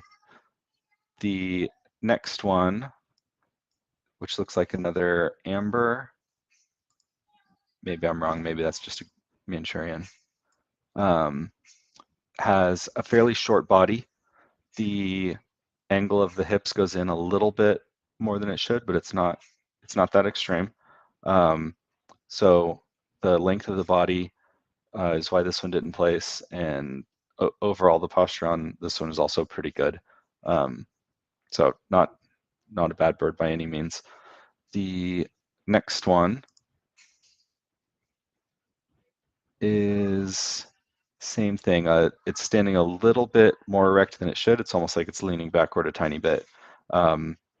And part of that is short body. It's got a nice round chest and belly. The curvature of the spine is pretty even, and the tail is only pointing down because of the posture. So nothing necessarily wrong with the spine or tail. That's all just due to the body being a little bit short. The next one actually looks like it has pretty good posture. There's a little too much curvature of the mid spine. The legs look like they sit well into the body. This bird was probably a close contender for placement. Looks really good. Let me blow it up a tiny bit to see if there's anything I forgot. Tail angles down a tiny bit more than it should, and there's a little bit of a prominence on the forehead. It's not bad. It's got a pretty good shaped head, so not a bad bird overall. This one arguably, like, the main problem is just with the curvature of the spine, but it's a pretty good bird overall. And then the next one looks like what is this, a blue fawn? Bree, do you know what this bird is? See, you're looking at this bird right here. Let me pull it up and see if they threw a comment on there. Silver Italian is what it was entered as. Okay. I don't know if this is Silver Italian. Can see who entered it, and if we can. This may just be a silver. It's okay. We'll talk about structure. The legs sit really straight into the hips. It looks like it has really good hip structure. The body is very short, but the spine curves naturally on the front, the top and bottom of the bird. So much better than average head structure for a silver. Just a very, very short body. So common with silvers, and that can lead to issues with laying long term or capacity. But nothing too major with that bird. It's not what Silver Italian usually looks like. So that's why I wasn't quite sure why that one was in here. The next one is really interesting plumage. Looks like maybe Splash Italian or something like that. That one could have placed. It's a very nice looking bird. Good structure overall, good length, nice face shape. I can't really tell from much about the hip structure, but it looks like it may angle in a little bit, which is probably why I didn't place. So if the back of the body is too narrow and the legs angle inward on the body, that's not ideal hip structure. I'm not 100% sure if that's what's going on this bird, but it looks like maybe just from the image on the bottom right, that's what's going on there. So that's probably why I didn't place this one, but the posture and everything else on this bird looks really good.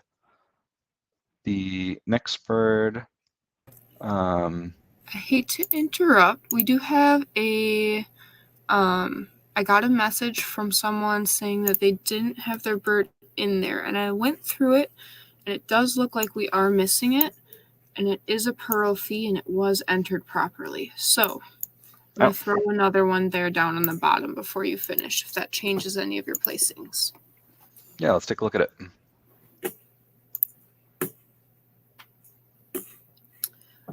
But thank you, Jen, for pointing that out.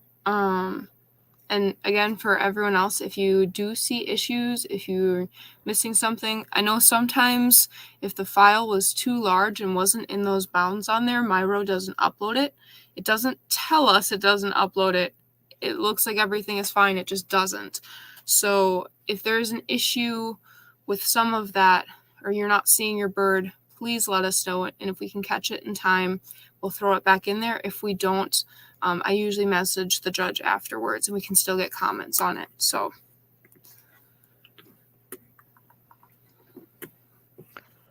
is that the one I just blew up? correct, yes. Okay, let's talk about that bird. This one's tough to judge because it's standing on a non-flat surface. So I'm going to try to be a little forgiving on posture. The head and beak shape look really good. It's got a nice long neck. Overall, it looks pretty vibrant and healthy. That's all great for a dual purpose bird. The very bottom picture, the spine looks overly curved, but I suspect that's because of the angle that it's standing on that branch. So with the leg being that far down, I would be surprised if the spine didn't curve to account for that. So I don't think the spine is overly curved, like I would if it looked like that and it was standing normally on a flat surface. I think this is actually a really nice bird. Looking at, I guess, that middle right picture, trying to judge the curvature of the spine. I just can't see it that well, but I would place this one with the other pearl fee, I think. Let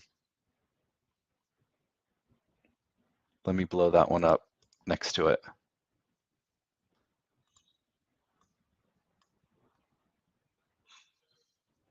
All right, I don't like it quite as much as the other pearl fee, but it's a close second.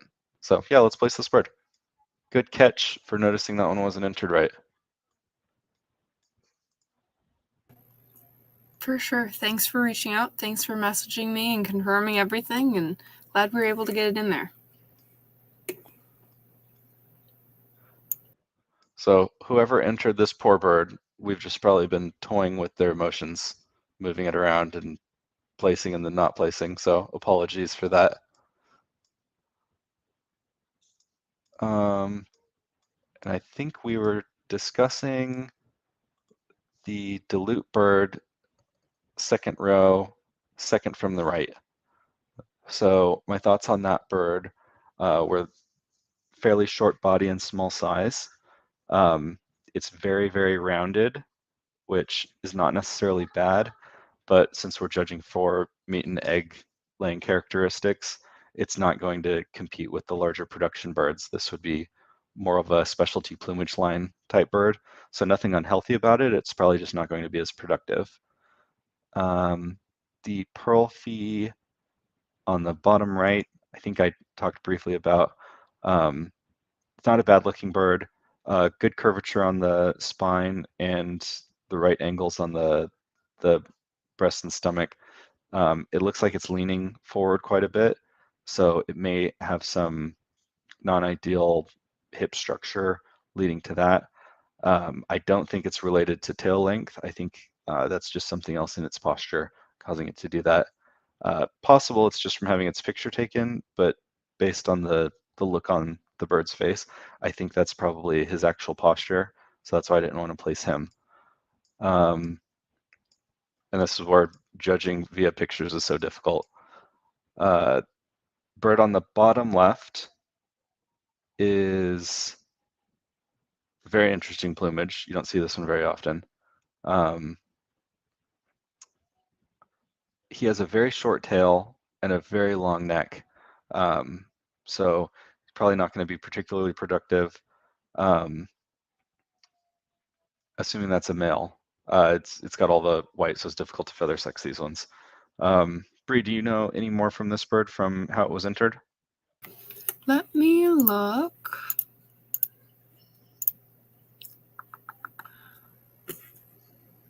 I do not. So what I did is there's a comment section on there for everyone curious where I'm getting all of this information from. And people would write in comments, especially if it was in any other categories sometimes.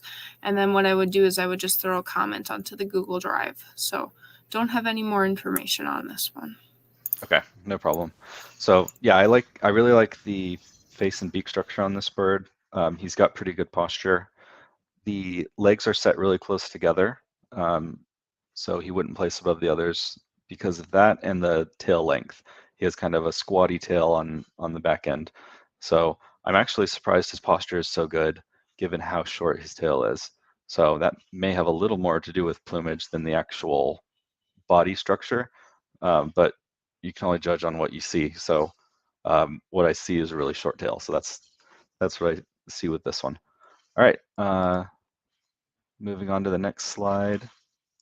Best of class fawn.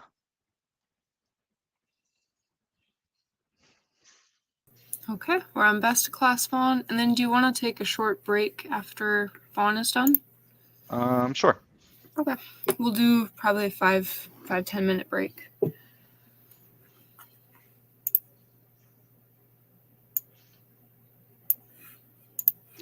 All right, so the Italian hen I was the most impressed with. If you notice, it doesn't have a perfectly round chest and stomach. Because of this bird's posture and the way that it's built, I'm completely okay with that. A good meat bird and a good production bird does not have to have perfectly smooth curves. This bird has a great angle, great looking neck. That bulge is about where the bottom of her crop would rest, so that's perfectly normal in a production bird.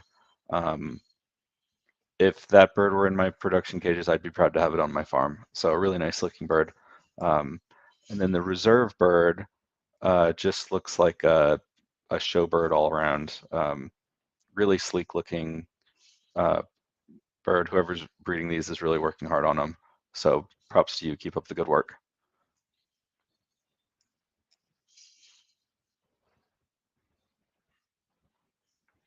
Okay, I'm pulling up a timer.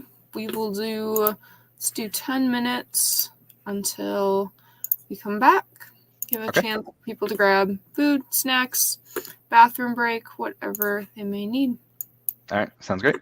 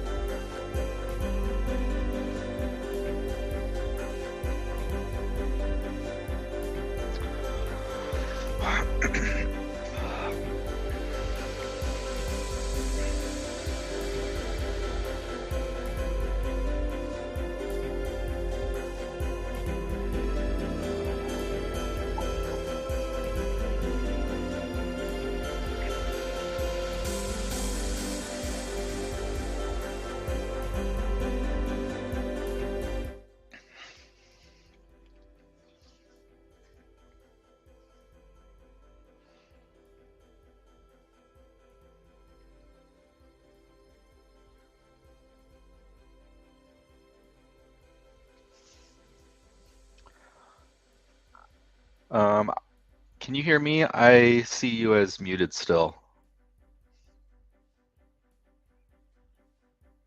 Oh shoot, I can hear you just fine. I forgot to Okay. unmute myself. But basically I turned off the background, loud, repetitive background music, and we'll get started with Extended Brown. Okay.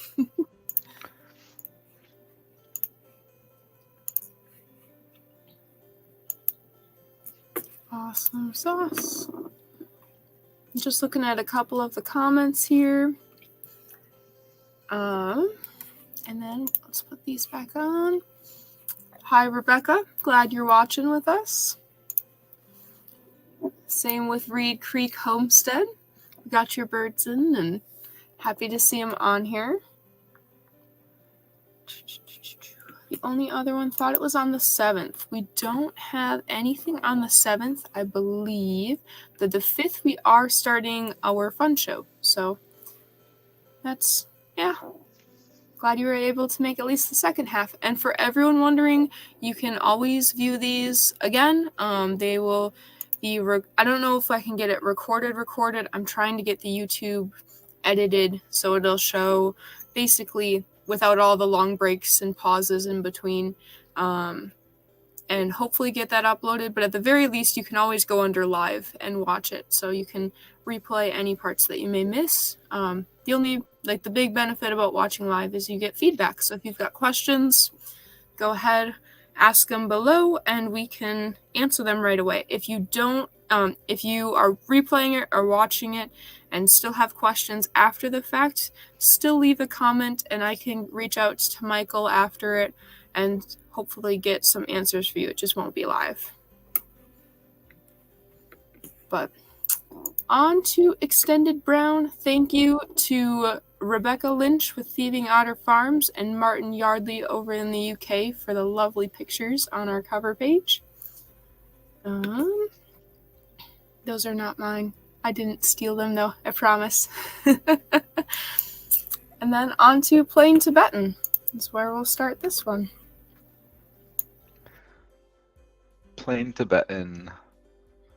I think Tibetan's one of the richest, prettiest colors, so it's funny seeing it called plain, but I know what you mean. So on these, we had a ton of entries taking into account the tuxedos, but for Plain Tibetan, looking at the top row from left to right, the winner had what looks like really good body type. The bird looks like it's slightly alert, so I can't 100% tell if the posture is ideal, but it looks pretty good. The legs look fairly straight, set into the hips well. Good head and neck structure. The one thing I don't like about this bird is the stop, but this is a personal preference issue. The shape of the beak seems to go straight into the bird's forehead. I like a little bit more character there, so where the angle changes, but some people don't. So it's not a fault, it is completely personal preference, and I think the other qualities of this bird outweigh my personal feelings about the stop, because it's a very nice looking bird overall, and the plumage looks great. The second bird has more the type of stop that I like in head structure and beak structure. The body doesn't look quite as nice as the first place bird. It looks a little bit shorter. The posture doesn't look quite as good. It leans forward a bit. Tibetans are a little bit like Andalusians, where they aren't traditionally bred for meat and eggs, so it's a little bit of an unfair playing field to take them and breed them based on egg and meat characteristics, but they can completely be bred into great meat and egg birds. So I have no problem doing that, because I think overall that's how you make the healthiest Japanese quail for most keepers. So this bird, most Tibetans are going to end up on the smaller side, and so you can see all kinds of structural problems with smaller birds. And that's a little bit what you're seeing in the second place bird with the angle that the bird stands at in its posture. But it looks like the hip angle and leg angle is pretty decent, which is why I gave this bird second. The third place bird, this was a close toss-up between second and third. I think the body of this bird may be a little bit better. It's a much more front-heavy bird, and I can't tell from the pictures if the backside of the bird is too light, but it looks a little bit too light. So both second and third have very good wings, very good head and facial structure. But the third one has a little more, it looks a little more front heavy, even though the posture is slightly better. So that's why I gave it third place. The fourth bird, I'm not 100% sure if this is plain Tibetan or if it's range. It may just be the lighting playing tricks on me, so we're going to judge it as plain Tibetan.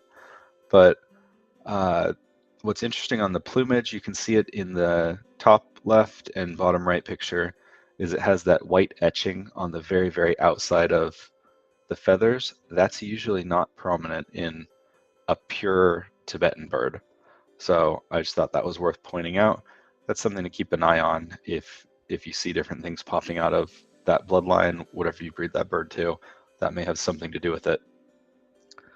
The posture on the fourth place bird looks really good. It does look a little bit short-bodied, but again, the posture is good. The angles are all good. The face and beak all look really good on this bird. The fifth place one is kind of the opposite of the fourth place one. The body is very long, but there's not as much depth top to bottom or back to stomach. So it's kind of an elongated bird, which is not as common. It's a much more common fault for them to be short-bodied than to be elongated in this way, but it's still fairly small overall. So that was why I placed it fifth, and then the posture and angles of the legs and hips with it leaning forward like this. With small birds, again, this usually doesn't cause too many problems, but we want them to have the same posture that we have on the dual purpose birds. And then in addition, on the fifth place bird, I'm not 100% sure, but it looks like the legs angle a little bit inward. Not ideal for egg production, and it can cause foot and leg knee problems and hip problems on heavier birds. Probably never going to cause a problem with this bird, but not ideal. For the bottom row, the bottom left bird is very dark. May just be a very, very good plumage for a pure Tibetan, or maybe lighting, but it's very, very dark. Tibetan has quite a bit of range because it can hide so many other genes, and you can have very, very red birds or very, very black birds, and then other dilutions obviously play a role. But this bird looks very dark. It looks like it does not carry sex-linked brown, and it has a very slate, clean plumage. You can still see the Tibetan pattern on the front and a little bit on the side, but very, very slate. You don't have the etching that you have on the plumage of some Tibetans. So I think that's personal preference. I like the slate pattern, but I also understand the richness of the etching, which you can get in the pattern on Tibetans. So what I don't like on this bird is the angle of its legs. You can see on the left picture that they angle inward toward the body of the bird. Again, with a light-bodied bird, probably never going to cause any serious problems, but it could play a role in egg laying for this bird. Assuming this is a female, I think this may be a male. It's hard to tell with dark-colored Tibetans. But its female offspring, or this bird if it's female, may have issues with egg laying. The feet are nice and dark, which is usually ideal with Tibetan, and the overall bird curvature of the front and the back of the bird look decent. The next one, much, much lighter, very, very red, and this bird looks like it has a slightly over curved spine with the tail pointing downward. You can see the wing hangs properly. doesn't necessarily protrude behind the bird, but you can see where it starts to almost do that. The neck, I can't tell how long the neck is because of the stance and posture of the bird, and it leans a little bit forward. It may just not be used to being photographed. Most birds aren't, so that could contribute to that. But overall, I just didn't see the qualities I was seeing in the birds that ranked from this one. And then the next bird, again, very, very dark, has that banded pattern across the front, which is really interesting in Tibetans. It's not a tuxedo, but Tibetans can have a range of white plumage on the front, and this banded pattern is not necessarily uncommon. And I'll talk a little bit more about that on the Tibetan page.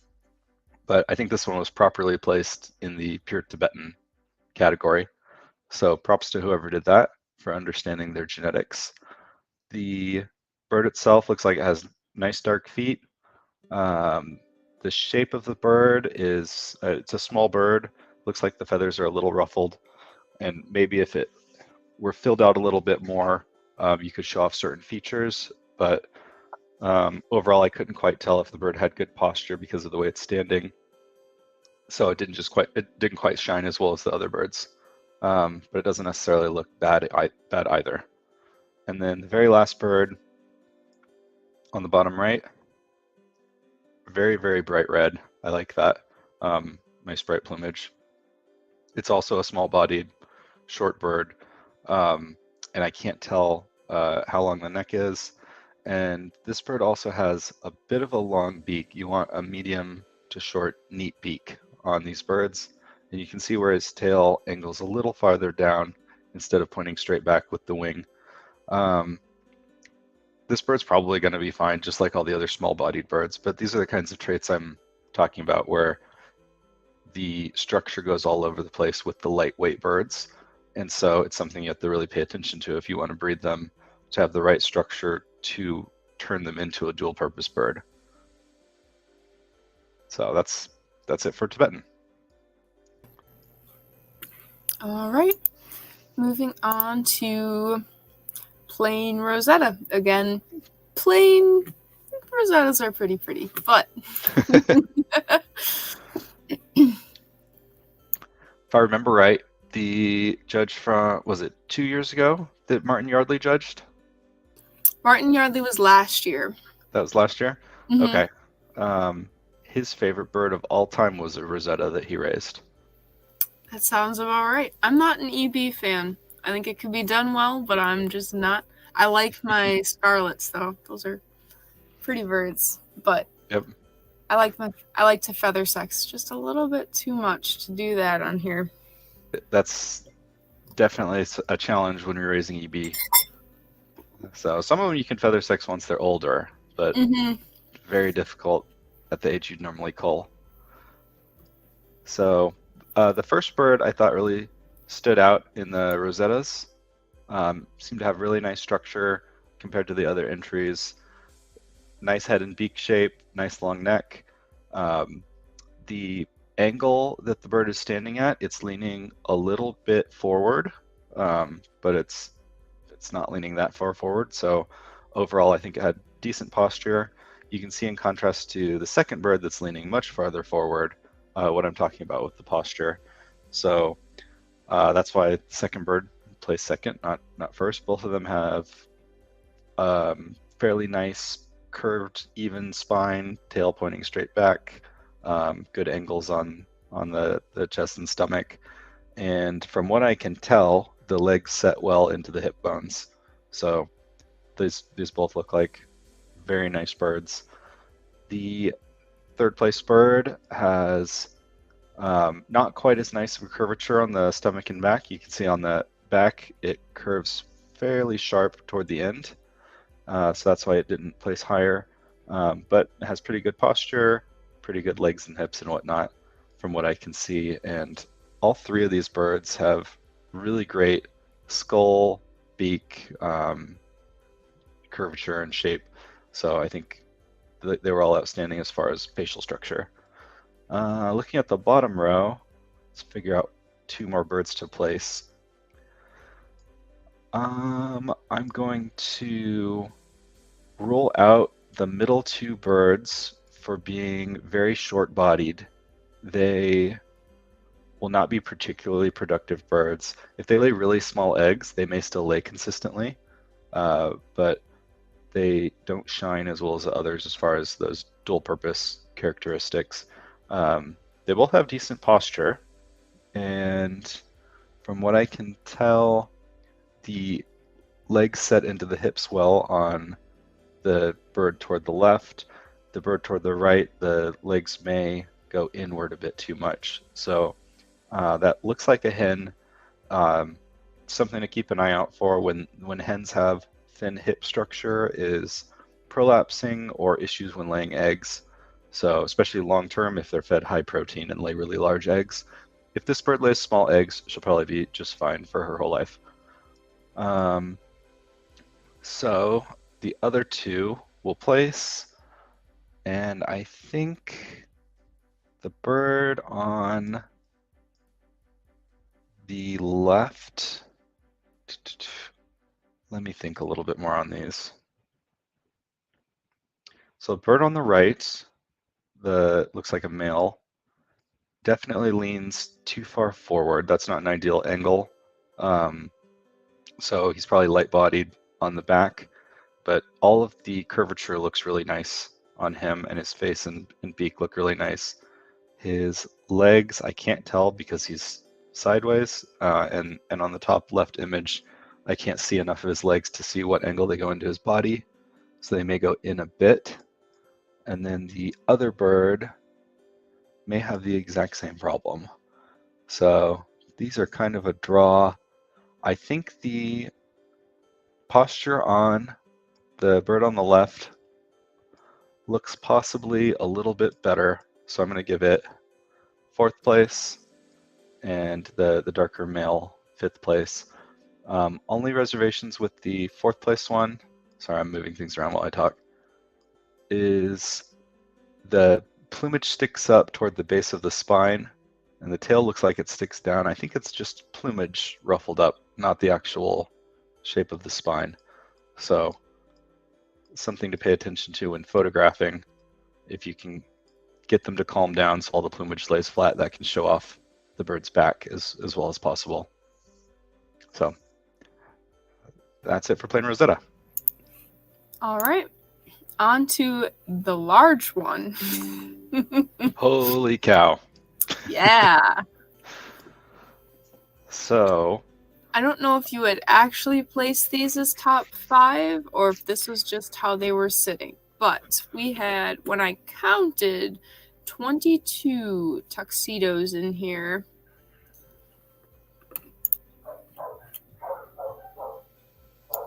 I see 21. Did I lose one? Nope, you might have it right then. This is when I counted quick a few minutes ago. So 5, 6, 7, 8, 9, 10, 11, 12, 13, 17, 18, 19, 20, 21. 21. You are correct. Okay, cool. So I did place the top 5, so that is less work and mental torment to go over now, but let me walk through them. So first place bird is not a perfect bird. None of them are, but I think this is a great representation of the tuxedo plumage with the full white breast, the white on the face, and a little bit of white extending onto the wings. I love it when half of the wing is white, like you see on the left wing there. So that's just personal preference on plumage. And it doesn't necessarily have the best plumage, but it has good structure, which is why I placed it first. The posture is very, very good. The bird is small. It's not the longest bodied bird or the heaviest bird, but all the angles seem pretty good given its size. So I think this bird, if assuming it's laying an appropriate sized egg for its body size, would be a good small production bird based on meat and egg characteristics. The beak is neat. The head is a good shape. The neck doesn't look short. It all looks proportional for a small lightweight bird. And and it just stands really well at a decent angle. So that's why I placed it first, combined with the plumage itself, which played a small role in that decision. The second place bird does look a little bit larger. Looks like it has fairly good structure. He's leaning forward a tiny bit more from what I can see. And if you look, there isn't quite as clean of a line between the base of the birds and wings going into the tail. So I don't know exactly what's going on with that on the back of the bird, but usually that's not as prominent. You don't see that the plumage go up and then back out for the tail. So I would definitely want to feel everything around the back of the bird and feel where the wings lay and see what's going on there. And you see that a little bit as well in the third place bird, which also looks like a very nice bird. Decent sized, decent proportions, good angles on the legs and wings and whatnot. All three of these are pretty good examples of what a tuxedo should look like and what the plumage would look like. Some of the others look like they're just extended brown with some white on them, and we can talk a little bit about that. I didn't necessarily disqualify birds for that. It's just tuxedo is a really difficult plumage to understand unless you've worked with them a lot. So the fourth bird, you know what? We have 6 on that top row.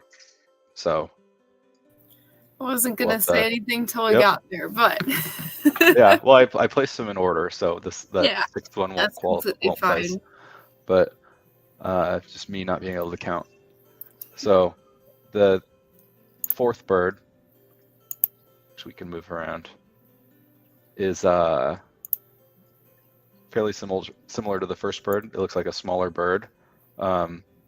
A little harder to judge the angles of everything because it's not on a flat surface. But if you look at the bottom right picture, you can see the legs shoot inward to the body a little bit more than what we would want.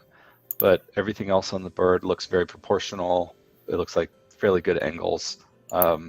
Nice even curvature on the back. So it's a nice little bird. The range tuxedo, that next one, very pretty bird. I love range tuxedos. And this one actually may just have a bar. I'm not sure if that's a true tuxedo. So there's that crested pattern. You see the wings have very little or no white. It's just a big spot on the belly and then the neck. So that usually means it's not actually a tuxedo. It's just extended brown. So a lot of extended brown will have some level of white, even though they don't carry the dotted white gene. So overall, this bird has really good posture. It looks like the legs are a very good angle. I actually like this bird a little bit more than the one that placed fourth. So let's switch those.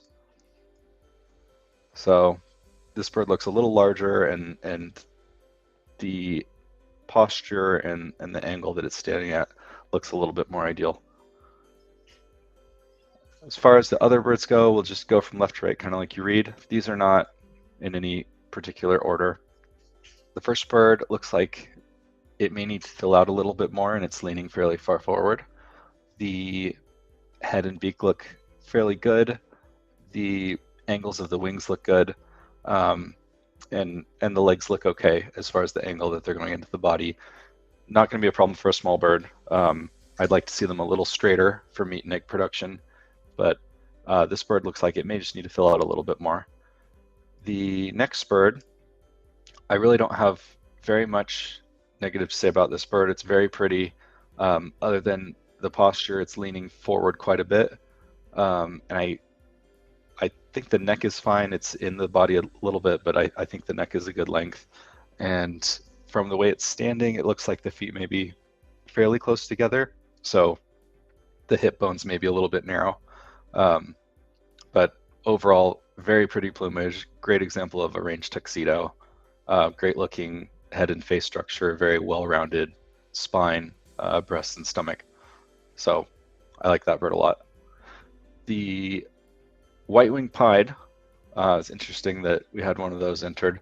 It's almost impossible to tell white-winged pied apart from tuxedo when you're dealing with extended browns. Usually And white-winged pied will have a little more white. Go ahead. to be fair, it was like the categories on there weren't tuxedo. It was actually just het white. So anything heterozygous white, whether that was white-winged pied, tuxedo, or a different white mutation, could have been entered in here. So the EB tuxedo on the top should actually be EB het white. Okay. So I'll judge mostly on the body type, of course, like we talked about before. But Yep. Yeah, so het white with dotted white would make the tuxedo pattern. Het or homozygous white for white-winged pied would make the tuxedo-like pattern. So this one looks pure. I'd be shocked if this one was heterozygous white-wing. But and then same thing with a lot of the other ones listed here. It doesn't look like they are actually heterozygous white at all. It looks like different levels of white that naturally exist on extended brown birds. So I don't think that's a problem as far as entering them in this category, because again, that's so hard to tell. And with other plumages, the common wisdom is basically if there's a single white feather, then it's a tuxedo. Whereas with extended brown, it just doesn't follow the rules. So I'm not picking on anyone that entered birds into this category that end up not being het white, if that makes sense. Absolutely. So yeah, for the white-winged bird, the reason it didn't place was curvature of the spine in the middle to the back of the bird, and then it looks like the angle of the wing and the angle of the legs aren't particularly ideal.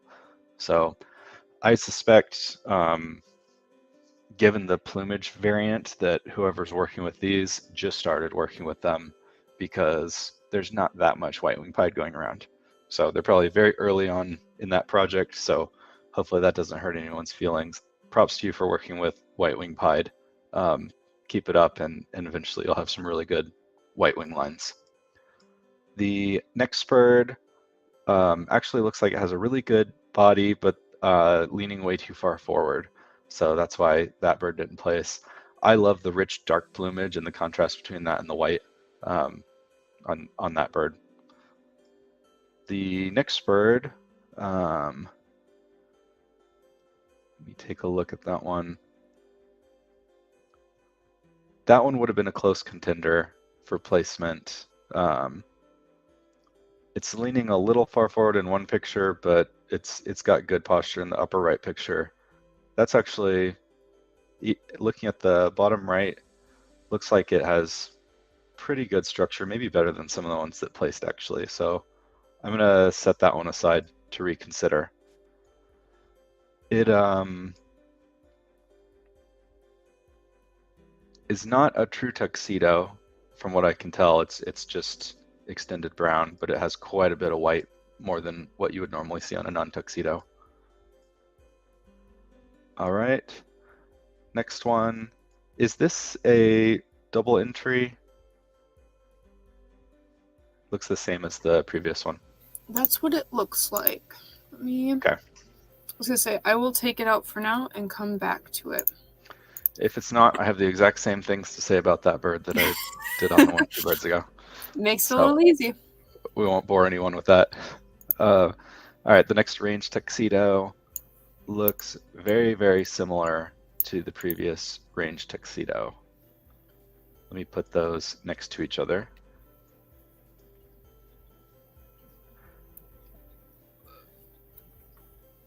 These birds are almost identical as far as structure and whatnot. So both birds are crouched low, leaning forward. May just be the environment, and that's what that bloodline of birds does when it gets its picture taken. I would like to see them slightly more upright. If you work on the longer body, that may come naturally. So that's the next thing I would do with these. They're pretty good looking birds overall. Decent structure. I don't see a whole lot wrong with either of these birds. All right, the Rosetta, or not Rosetta, the Scarlet Tuxedo on the far right. This bird has what looks like decent posture. It's standing up a little bit more than I would expect. It looks like it may just be a little bit of an alert stance. Good body shape, good structure. The beak looks a little bit longer than what I like to see. So that's something, as this bird ages, if this is a super old bird, that's a pretty good looking beak. If this is a 8 to 12 week old bird, then the beak's a bit long and may have issues with overgrowth as it gets older. So whoever's raising this bird, if it is young, I would keep an eye on the beak as it gets older. And then the full head and beak structure is all related. So take a close look at that when you're selecting offspring from these to get a nice, neat beak. Bottom left, this bird looks like it has a slightly over curved spine, so short back of the bird, slightly short body. And then I can't tell what the angle of the hips look like because he looks like he's all over the place getting photographed. His feet are really far apart in one picture, really close together in another. So can't really judge based on that part, but he didn't place because of the short body. Again, kind of hard to overcome that with extended brown. It just takes a lot of selective breeding to get them with the right body shape for good egg and meat production. The next bird, same thing, except I really like the shape of the front of this bird, but the legs angle a little too far inward. So she may have some issues with hip structure, but she actually has a really good breast shape. You can see the little bit of what I think is called double breasting. Great for meat production. I don't know that any of these birds are really big enough to be meat lines, but that's a quality that you would look for in that. She doesn't have much of a stop, but really good face shape, really good head structure, nice beak. So good looking bird overall. The next one is another short bodied bird, also leaning a little bit far forward. Slightly short neck, but overall proportioned pretty well for a small bird. So I wouldn't expect anything to be wrong with this bird long term. But if you're breeding a bloodline to be productive, those are all things that I would want to work on. The next one, almost the exact same things to say about that bird. So overall, pretty good shape, just a little bit short-bodied. And then there's so many in this. The next one, if you're losing track, it's the first one on the bottom row, I think, that says pick stitch. So very, very bright red bird. This again, I'm 99% sure is just extended brown, not an actual tuxedo. So you just see that crescent of white on the breast. Looks like the legs may angle in a bit. The bird definitely stands straight forward, so he leans very far forward, but proportioned fairly well for a small bird. The next bird, almost the same thing to say about it. So this is just really common with tuxedos, I think, is the short, small body, accompanied by usually a posture where the bird leans fairly far forward.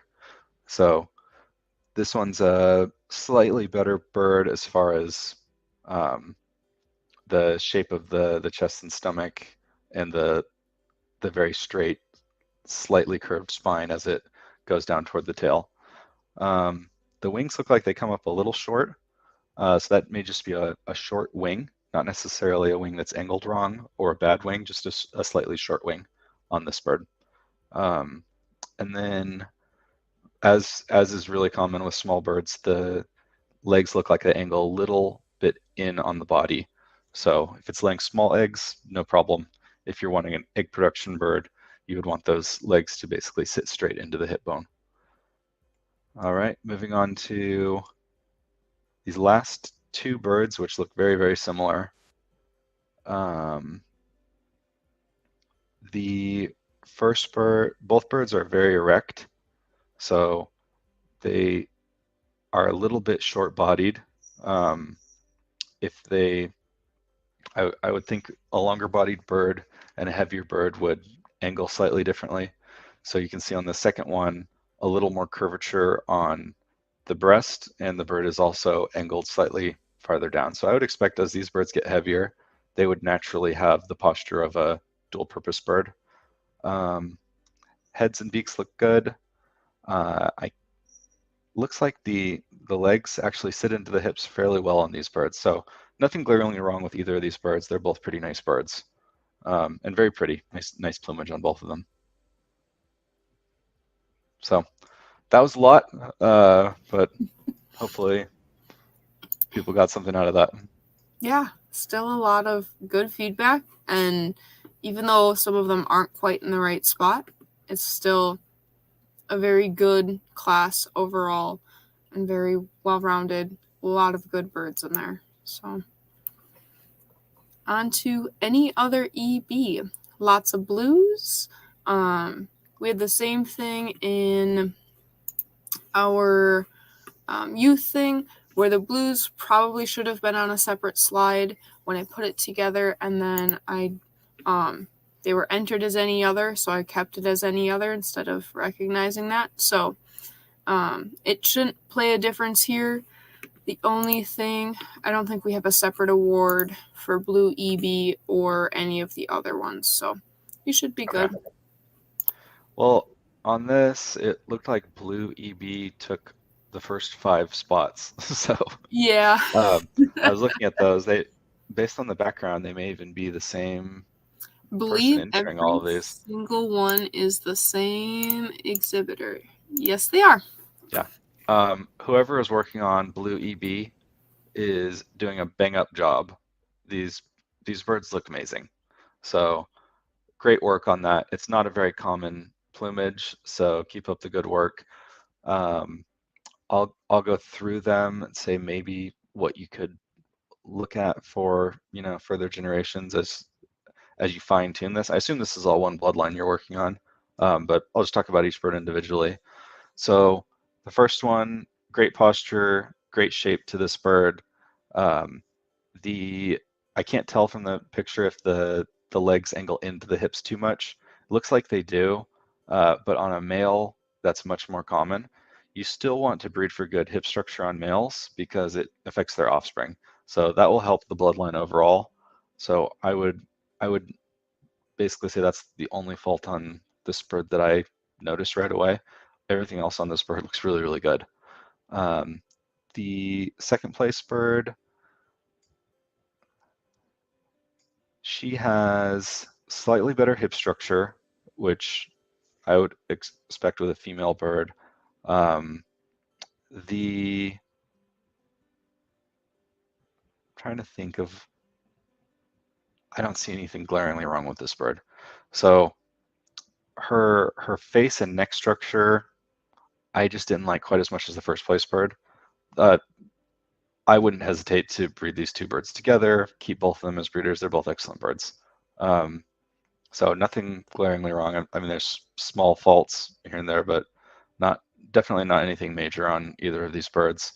I like a thicker neck, slightly larger head. So I liked the first place male for those reasons better than the second place bird. Then on the third place one, just the posture. She's sitting a little too far forward, so a little more length to the bird, weight on the back of the bird to make her posture right. The breast shape on this bird is really good. You can see the plumage lays a little bit differently than it does on the second place bird. So it's things I liked about both birds, just minor things that made me put her third instead of second. And then fourth and fifth are slightly shorter bodied. And On fifth, you can see the legs look like they angle into the hips a little bit more. I can't tell on the fourth place bird, so I was a little more forgiving on that one, but these were basically a draw. All these birds look really good, so keep up the good work on the blue EBs, whoever's doing that. For the ones that didn't place, there was the one more blue EB. Didn't look quite as good as the other entries from that person. The next bird, what is this? Scarlet? Let me look. Yes, Rosetta and Rue. Okay. That's what it looks like. It's a fairly grayish blue for a scarlet, so that's why I wasn't 100% sure. But very crisp pattern on all the plumage. The plumage on this bird looks really nice. I can't quite tell how the hip structure would look. A lot of times that's an issue on smaller birds. This looks like a medium-sized bird. It's leaning a little forward. That may just be from getting its picture taken. I wouldn't be surprised if this bird has perfectly fine posture as soon as you're not pointing a camera at it, but just didn't quite stand out as much as the blue EBs. Like I said, whoever's doing this is just doing a great job. So this is also a very nice bird. I don't see anything wrong with the face or head or neck. The curvature of the spine is very gradual and even. It's a nice shape. Overall, nice shaped bird. The wings hang nice. There's no glaring issues with the spine. I like the angle at the very, very end of the tail to not be quite as steep, but I don't see a specific problem contributing to that other than maybe the overall size of the bird and overall curvature of the spine, not any particular flaw. So those are my thoughts on that one. On the bottom row, the far left bird is much shorter bodied than the other entries, has good posture, overall looks like a nice, robust, healthy bird. The legs are set fairly narrowly into the hip bones. It's not a bad angle. They're just very close together. So common with small birds, just not as good for production. So overall, very pretty bird.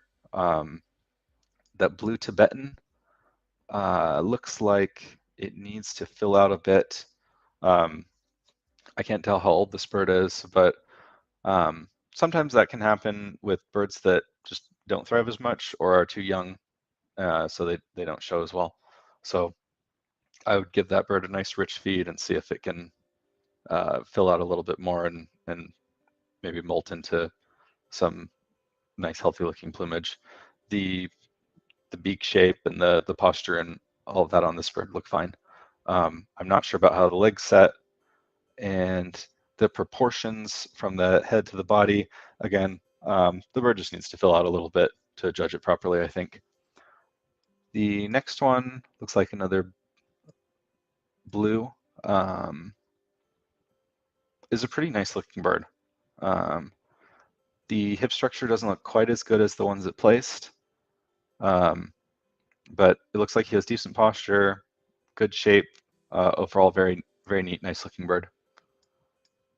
The next one, same thing.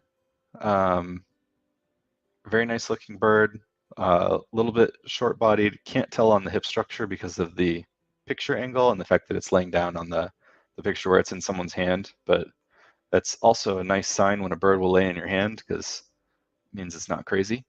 So that looks like a nice little bird. I definitely wouldn't hesitate to breed that one from what I can see in the pictures. And then second to last bird, looks like it has a very short tail, and then the angle on the chest and stomach looks like it goes down really far before it curves and comes back up. So that bird may have issues if it became overweight. At this weight, with a small bird, probably never going to have problems, but that could be problematic, just the way that the bird is built and its posture and whatnot, if it were to be bred into a meat line and become really heavy or whatnot. It looks like the legs set into the hips really nicely on that bird, So not a lot of work to do on that end. Just the overall, I guess where the weight on the bird hangs, and so we talk mostly about structure, and then that's because structure is really difficult to correct, and then where the weight hangs usually corrects itself. So the fact that the structure is kind of going in the right direction on this bird means its offspring are probably going to be fine. It's just not as ideal as the ones that placed. And then bottom right bird is a bit short-bodied, but not that much. And the legs sit into the hips nicely. Like I said, if whoever was entering all of those amazing blue EBs had not entered so many birds, some of these other ones would have placed, and I think this would have been one of them. So it's a nice bird overall on the bottom right.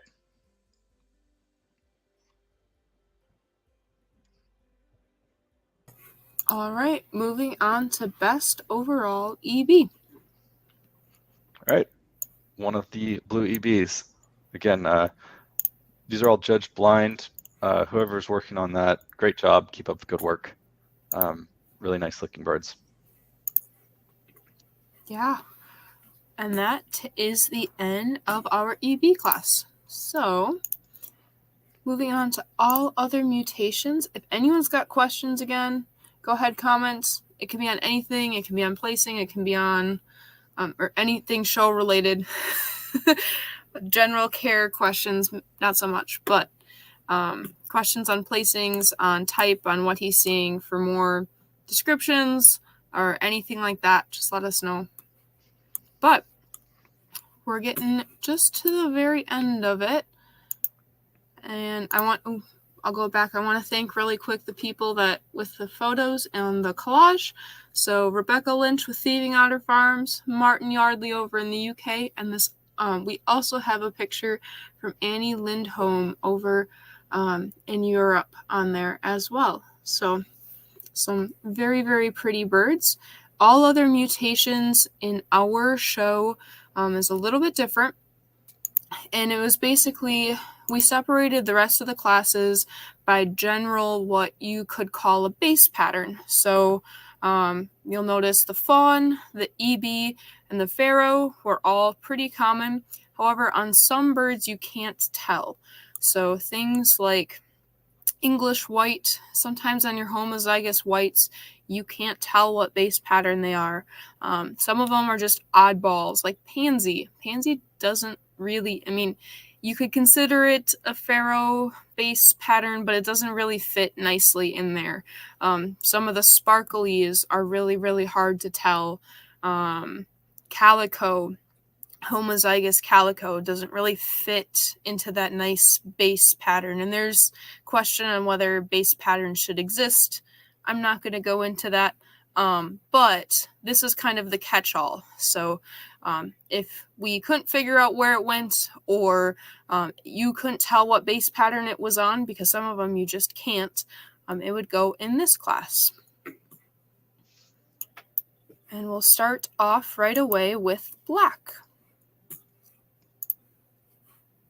All right. Black is a pretty interesting variety as far as how it should be judged. Following all the same rules, if you put structure first, you would almost assuredly end up with a bunch of groufy birds winning every time. But I would say over the last year or two, blacks have really come a long ways, and you're starting to see some actual black looking birds that do have good structure.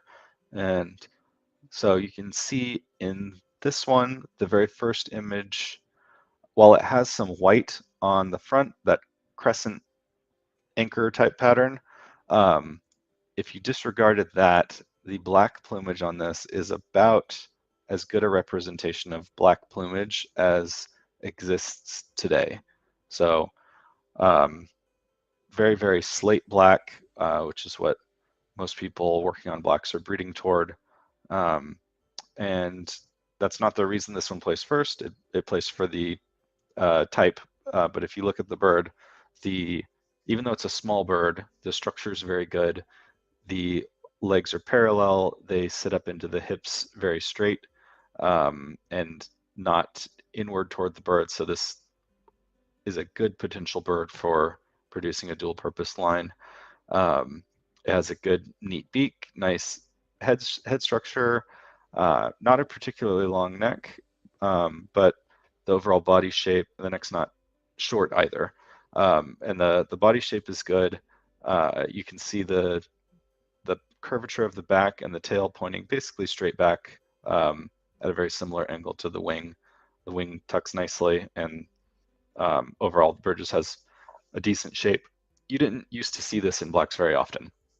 Usually, like 5 years ago, the only birds with good structure, at least in the U.S., would have been much lighter plumaged birds. So really impressive to see a bird that looks like this with black plumage. So props to whoever entered that first bird. The second one, the plumage isn't quite as slate or dark. The picture is also taken outdoors, so it's not an apples to apples comparison, which is why we judge first on structure. But this bird also looks very nice. It looks like a much larger bird, so it's impressive that this bird also has very good posture, very good angles between the legs and the spine and the front of the bird. I can't tell how the legs are set into the hips particularly well because it's covered up in the pictures, but there's no indications that there's anything wrong with the hip structure. The back isn't perfectly evenly curved. There's a little bit of unevenness right in the middle, so that could be straighter. But overall, the body and the tail and the chest and whatnot, the angles are very good on this bird.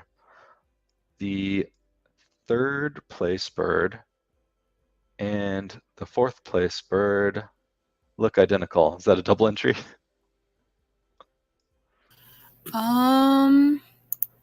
It looks like it, yes. All right, let's take one of those out and we'll place one Okay. of the ones on the bottom. All right, so the fourth place bird is another outdoor picture, so the plumage looks much lighter. It isn't necessarily lighter. This looks like a good representation of black. Slightly larger bird. The body appears shorter just because of how much larger this bird is, but I don't think it's necessarily any worse for body type than the others. One other thing, and this isn't structure related, but it's very desirable for blacks to have dark feet. And so if you look at where there's pink toes or whatnot, that's something that most people consider desirable on blacks is to not have any pink toes and to have completely dark feet. So it's a minor consideration that I'm considering when we're looking at blacks. It would basically just be a tiebreaker. But on this bird, the fourth place bird, there was something about the head structure that I didn't like as much as the birds that placed higher. And I'm just going to blow it up and look at it a little bit closer.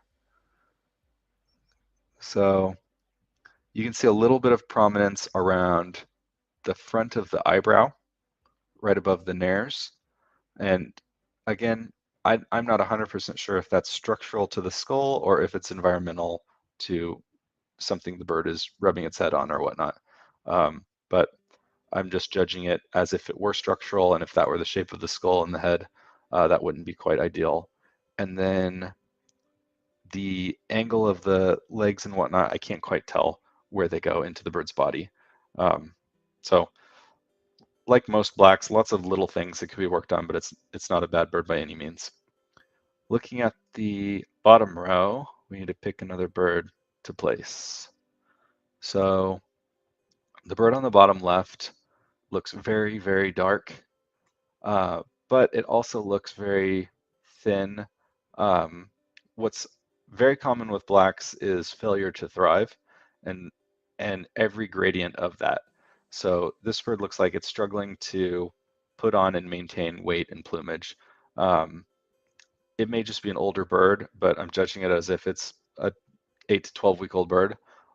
Based on that, it looks like it's having some issues being heavy enough, if that makes sense. The actual structure of the bird, from what I can see in the pictures, looks fine. The angles look fine. The skull shape looks narrow, and the bird overall looks like it may be a bit narrow, but I'm not seeing anything necessarily wrong with the hip placement or structure or the angles of the legs. So if this bird could be reconditioned and brought to proper weight, it may be a very nice representation of blacks. But I suspect that whoever's raising these birds is having trouble with that. And it's something to definitely be very selective for, is which birds are thriving, if you will, because that's a really hard thing to select for in blacks right now. The next two, both of these birds look pretty good. The first one definitely has a posture where it's leaning forward. The feathers look a little ruffled, so I can't tell if the spine is overly curved or the body is short. And the way that it's walking, it's hard to judge the angle of the legs and hips and whatnot. This bird may just have that kind of personality in front of the camera, but the bird on the right looks like it's just standing at the right angle, has slightly better posture, and you really have to see these birds side by side to really tell which is the better bird. But pictures of the bird to the right definitely show off that it has fairly good posture. So I'll place that one.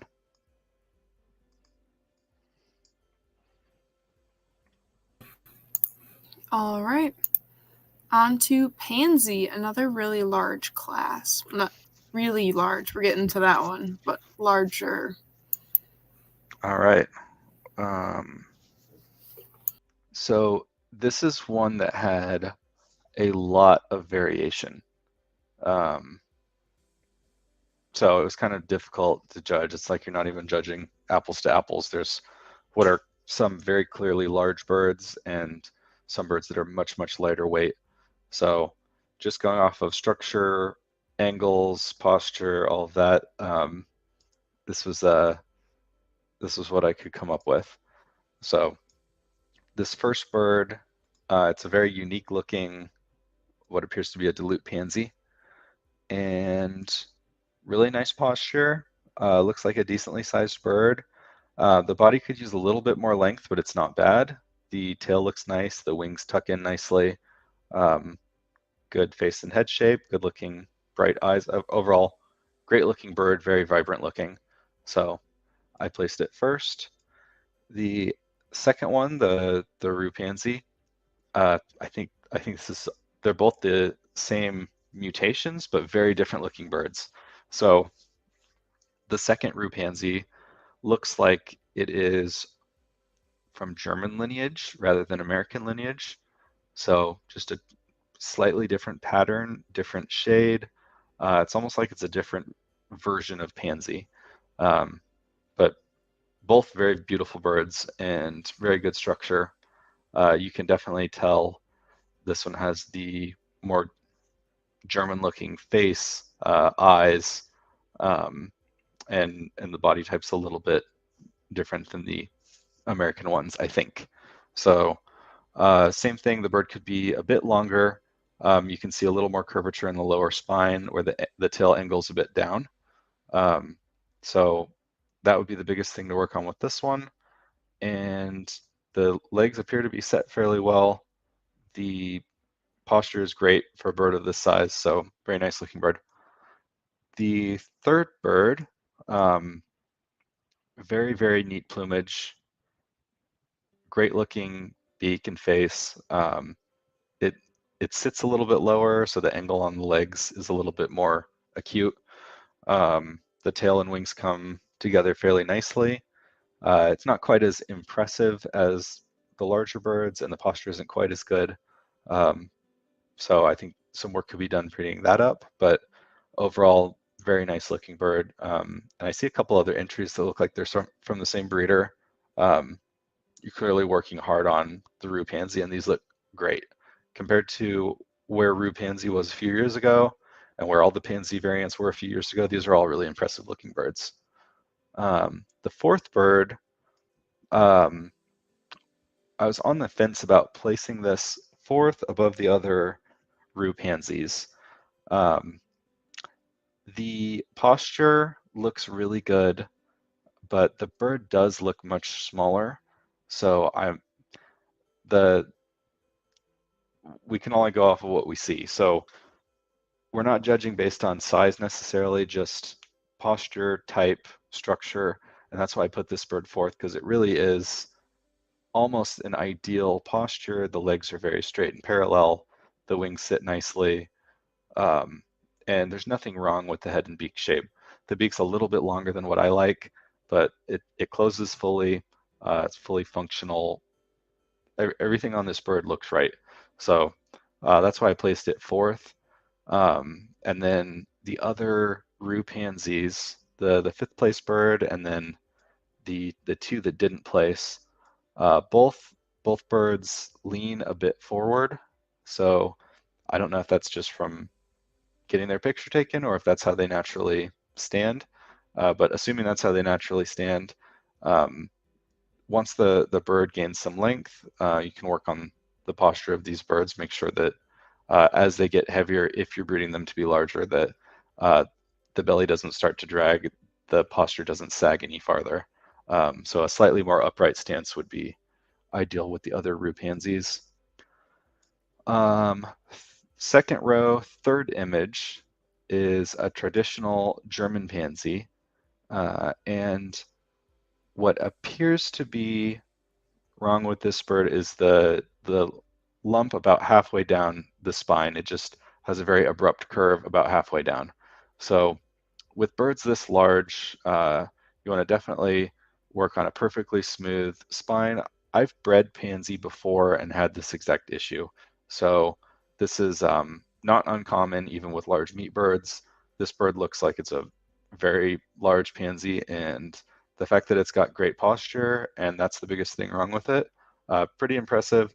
So just work on body length and curving, making the curvature of that spine very straight and gently sloping. But even the angle of the tail is pretty good on this bird. It's not bad other than that, and impressively large. It looks like a fairly large bird.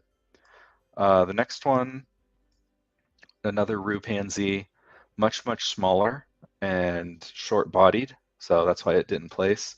But relatively good posture. I can't tell for sure, but it looks like the legs are set very close together. So that would be indicative of thin hip structure, which is not good for a dual purpose bird, not good for egg laying. So that would be something to pay attention to, is the hip structure and then lengthening the body of the bird from generation to generation. But overall, nice posture, good looking head and beak. Next one, it says fawn het pansy.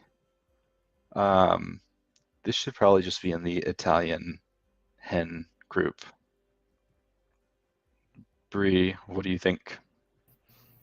Up to you. So they had messaged me ahead of time. It is confirmed het pansy. We can certainly put it in Italian if you would like, or we can leave it in pansy. Okay.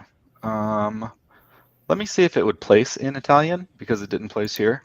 Yeah, absolutely. As generous as we can. It would probably be, we can either put it in pansy straight Italian, because it is such a faint phenotype that most people wouldn't be able to see it, or we can put it in all other mutations for fawn.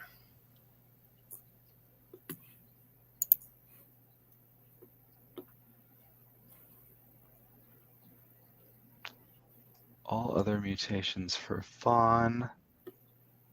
It would not place. I guess this isn't fair for us to look where it would place the best. That's true. Personally, I would have put it in plain Italian.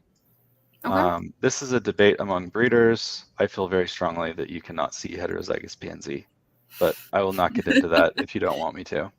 It's okay. I believe the opposite. So we'll happily challenge you to that any day. Oh yeah. We can duke it out behind the scenes.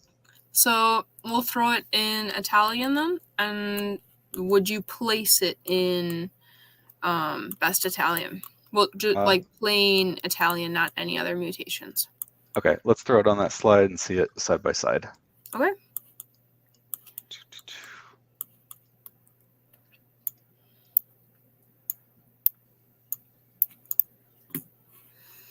And for everyone wondering, this is the bird in question.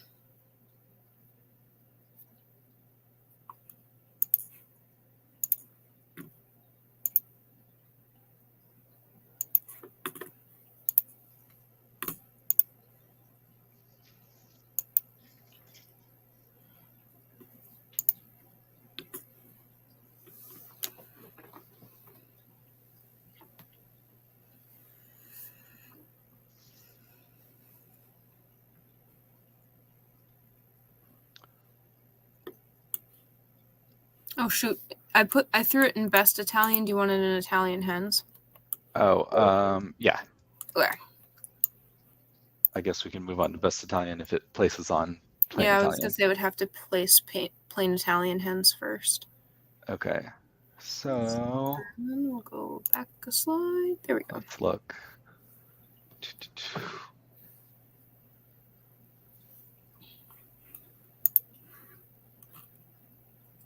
I would actually place this one fourth. Okay.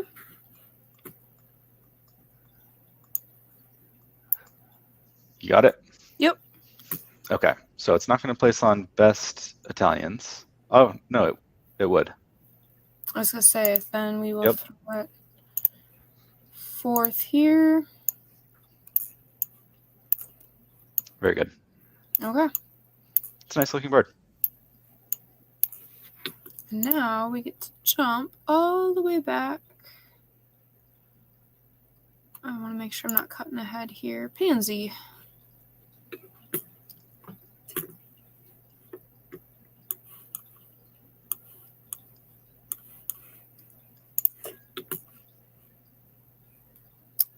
So Fiesta Cranberry asked what is best Italian. So what we did, because there were so many Italian entries, we separated Italian further into Italian cocks and Italian hens.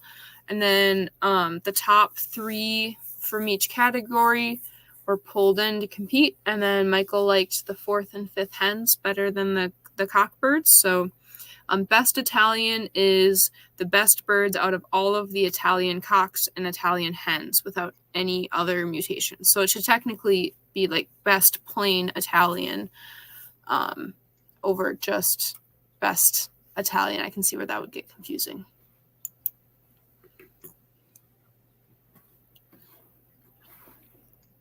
All right, so we're back on the pansy page. Yes, sir. All right, I'll just give my quick thoughts on the bottom row. The bottom left bird, the Italian fee, looks like, or is this Italian silver? You're looking at the bottom bird on the left, correct? Mm-hmm.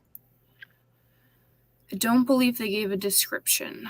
They did not. Okay. If I had to Looks guess, like I would say fee plus something else on there. Okay. If it's silver, this is actually a pretty impressive bird, given all the issues that typically accompany silvers. So regardless of what it is, the legs sit fairly close together compared to the ones that placed. And the skull shape looks a little narrow, almost just a slightly weird angle right behind the eyes. So usually when you've looked at a few thousand birds, anything that stands out looks funny. And so when something looks funny, that's a reason to take a closer look at it. There's usually something not quite ideal. On skull shape, I can't always put my finger on why. So we're just almost judging on beauty and averageness of the skull shape, which typically leads to the best results for the function of that particular trait. So those are my thoughts on that one. The next bird, which also looks like a fee pansy or dilute pansy of some sort. Same thing, very thin build. This one's a little bit shorter bodied, but actually has a slightly nicer skull shape. So those are my thoughts on that one. It could be a little bit more robust if the body is built out a little bit more.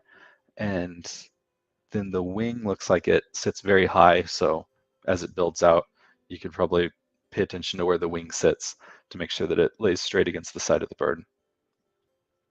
The first standard looking pansy male. This is a really common problem with pansies that I've seen, is narrow hip structure, which leads to the legs just looking like they jut way out. So it almost looks a little knock-kneed. With lightweight birds, they can walk around just fine like that. With a heavyweight bird, not so much. And definitely with a production bird, you want the legs to sit straight into the hip bones. So that was the most obvious issue with that one. The next one, which looks like a pansy hen, there's nothing glaringly wrong with this bird. This is actually a pretty nice looking bird. It also looks like a very large bird. So the posture isn't ideal. It leans a little bit forward, but for a bird that large, it sort of makes sense. You can see where the spine is straight and then curves a little bit more toward the back, which could contribute to that. The proportions of this bird are honestly pretty good. And then I can't really see the hip structure and leg structure on it. The next one looks like a smaller bird, and this may be more the mottled American pansy plumage rather than the German pansy look. It explains why it's so much darker. But overall, slightly shorter bodied, and looks like it's leaning forward. For this one, I can't tell if that's actually a posture issue or not. And same thing, I can't see where the legs set in the hip joints. So this one's just a little bit difficult to judge. The only thing I could see for sure was that it was a little shorter bodied, and the angles of the body look good and the head and face look good, but just not enough information from the images to really judge it fairly against the other birds. And then the very last one, this one looks like it may have fawn in it, which is, I think fawn with pansy is really pretty. So short-bodied bird, which is why it didn't place. Decent posture. You can tell in the top left picture it stands at a very nice angle. Plumage looks like it may be a little ruffled, but I can't quite tell what the curvature of the spine looks like. Head and beak look good. It looks like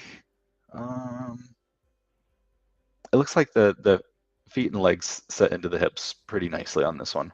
So with large bird, you can see the wing drooping a little bit in one picture, but not the other. It's not bad at all. It's just something to watch out for with large-bodied birds like this as you make them larger and larger. So since this bird is a little short-bodied, if you're breeding it to be longer-bodied, pay attention to the wings as well. But overall, the last bird looks pretty good too. All right, and then to our largest class. I believe it tied our EB tuxedo there. Sparkly?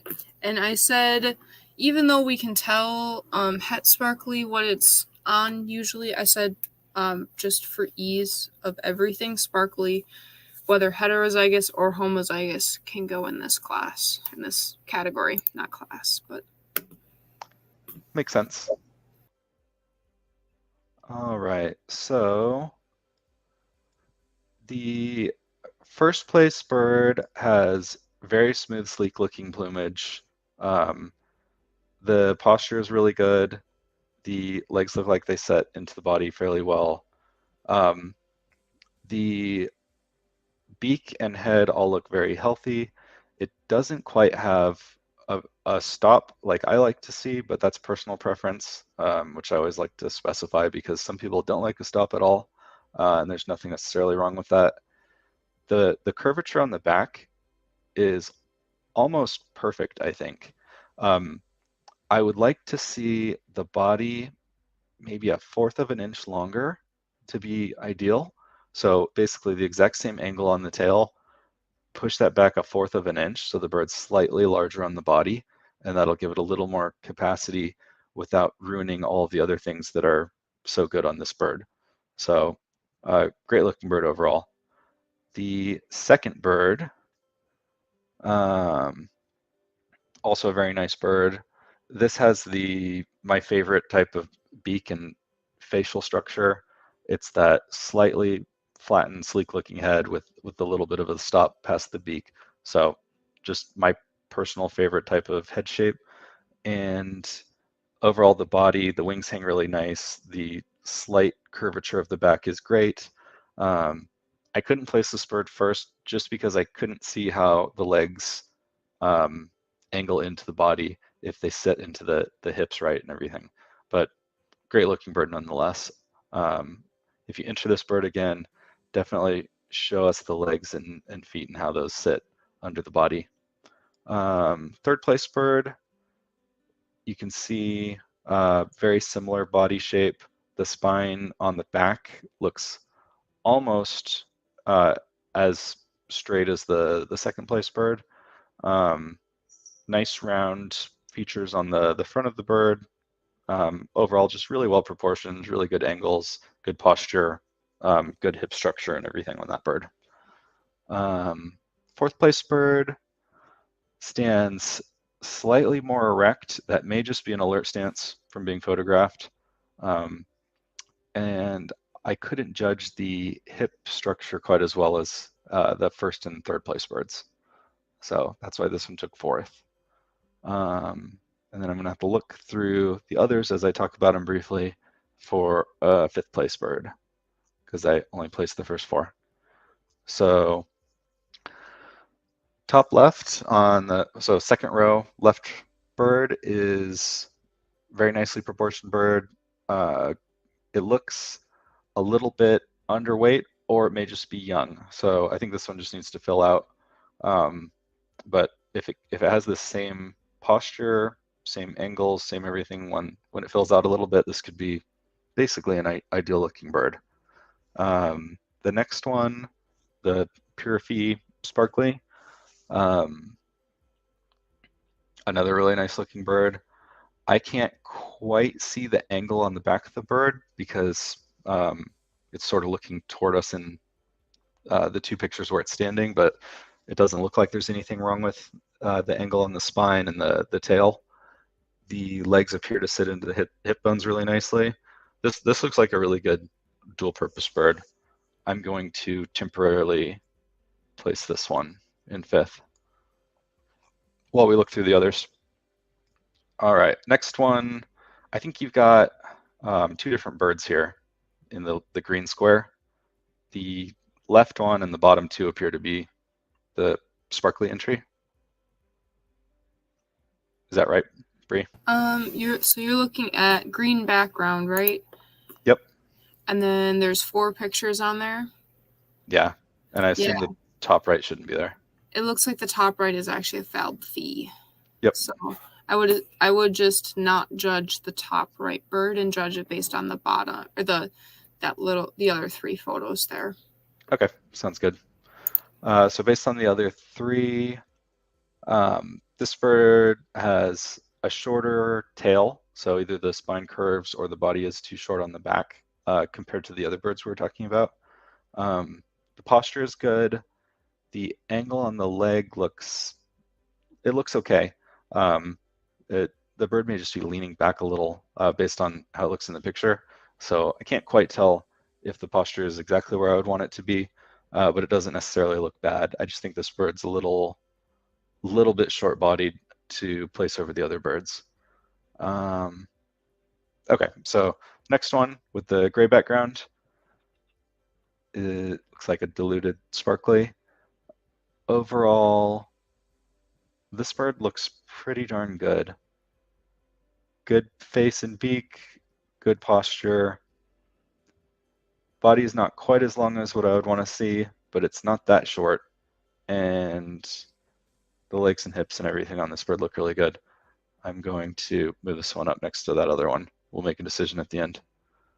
All right, the silver sparkly is sitting down in one picture, but standing in another. So I don't think there's anything seriously wrong with the hips or leg structure. The legs do angle inward a little bit, so it's probably slightly thin in the bone structure near the back. The plumage on this bird looks amazing. It's a really pretty bird. But Yeah, I think we won't place it because of the leg and hip structure, but overall, not a bad looking bird at all. The plain sparkly is a decent looking bird. It looks like I'm trying to figure out the posture on the top picture because it doesn't seem like the leg should be at that angle. It must just be crouching a bit. This is a pretty nice looking bird. All right, I'm gonna have a tough time with this one. There's three that look like they maybe should be up there. All right, bear with me because there's a lot of pictures here. The next one, body is much shorter compared to the others. Posture is good. Beak and head look good. It has a little bit of protrusion between the eyes on the top of the head. Don't think that's necessarily anything wrong with it. I'm just noticing that compared to the shape of the other birds' heads. So we won't place that one, but not a bad looking bird. The Italian sparkly here, not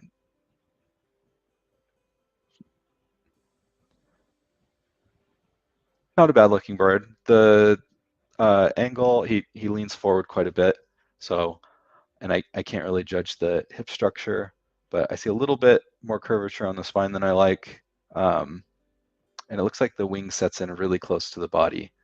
So that tells me there may be something off with the wing shape or the body cavity allowing the wing to do that. All right, bottom row.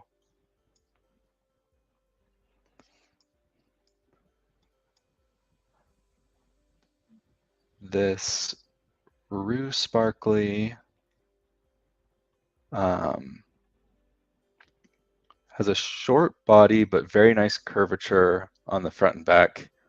I'm not sure with its posture why the wing hangs so low. So that wing should point basically in with the tail. It should tuck into the side. The head is also a little bit small proportionally to the rest of the body. There's nothing wrong with it. It's just the proportionality between the head and the body. The overall posture looks good, and it looks like the legs, while set a little bit narrowly, are straight and go into the hip bones properly. So those are my thoughts on that one. The Italian sparkly male here looks a little bit thin and small bodied. So he may need to fill out, or he may just not put on weight well. The head and face look very normal. The body looks very small compared to the head and face. And then it looks like the legs angle inward on the body a bit. So that would be consistent with the frame just being built very small, which is probably why he looks so lightweight. So the next one, the plain sparkly, is very nice looking bird, a little bit short bodied, and the posture looks like it leans forward too much. So I don't think he'll place above the others, but definitely nothing glaringly wrong with him. He's a decent looking bird. And then the next one, the Italian sparkly, or the Pearlfie sparkly hen. Let me blow that up. She looks like she actually might be a really nice looking bird.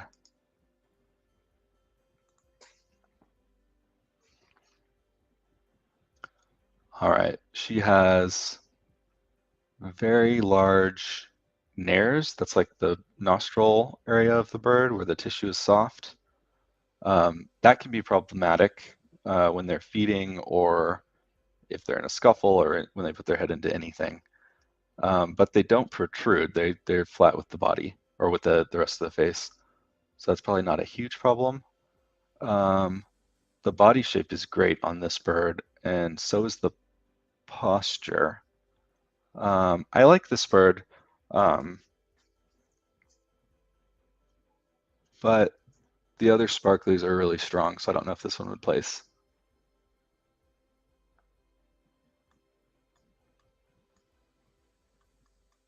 And then what do we have? 4 left. All right, the next one, another Rue Sparkly. This one appears to have average posture. It leans a little bit forward and has a bit of a short body. So we're seeing that in a lot of the non-traditionally meat line birds. So it may be something for us to consider when we're talking about standards and whatnot, what the standards should look like for non-meat birds, and if that's something that we should try to get people to breed against or continue to judge in the same way. Second to last bird looks very lightweight, and it looks like the feet angle inward on the hips, so would not place above the other birds because of that. Face and head all look good. I'm not seeing very many face and head problems in these birds compared to other places. And then, Bree, can you confirm if these last 2 images are the same entry? Absolutely. They are the same breeder. And it looks like the same entry. One is just close cropped, and the second has another picture in there. So we'll go with the 3-picture one, as it's not quite as closely cropped and you're able to see the whole bird. Okay.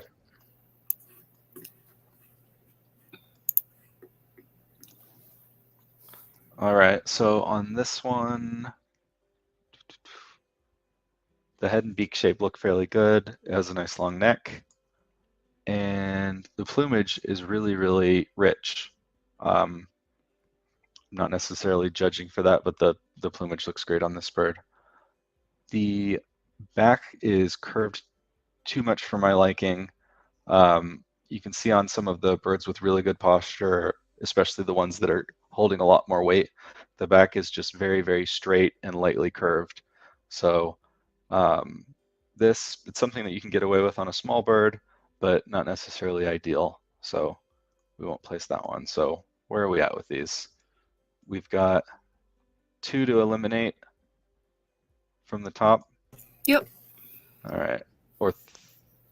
Yeah, 2 to eliminate. I'm going to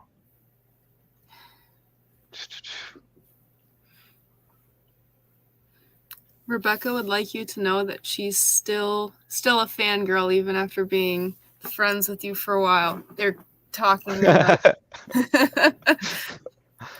someone that makes me feel good. They're taking notes and slightly fangirling over being judged by the famous Michael Rose.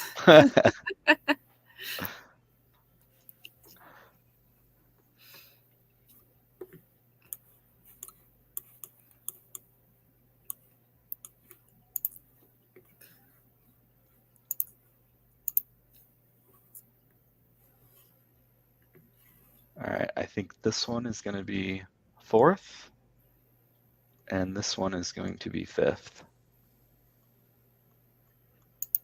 Can you see all that? Yep, and then I will just make these really quick. There's all sorts of neat buttons on here that I figured out. But took me a minute just to navigate what I'm doing. Yep, it takes right clicks.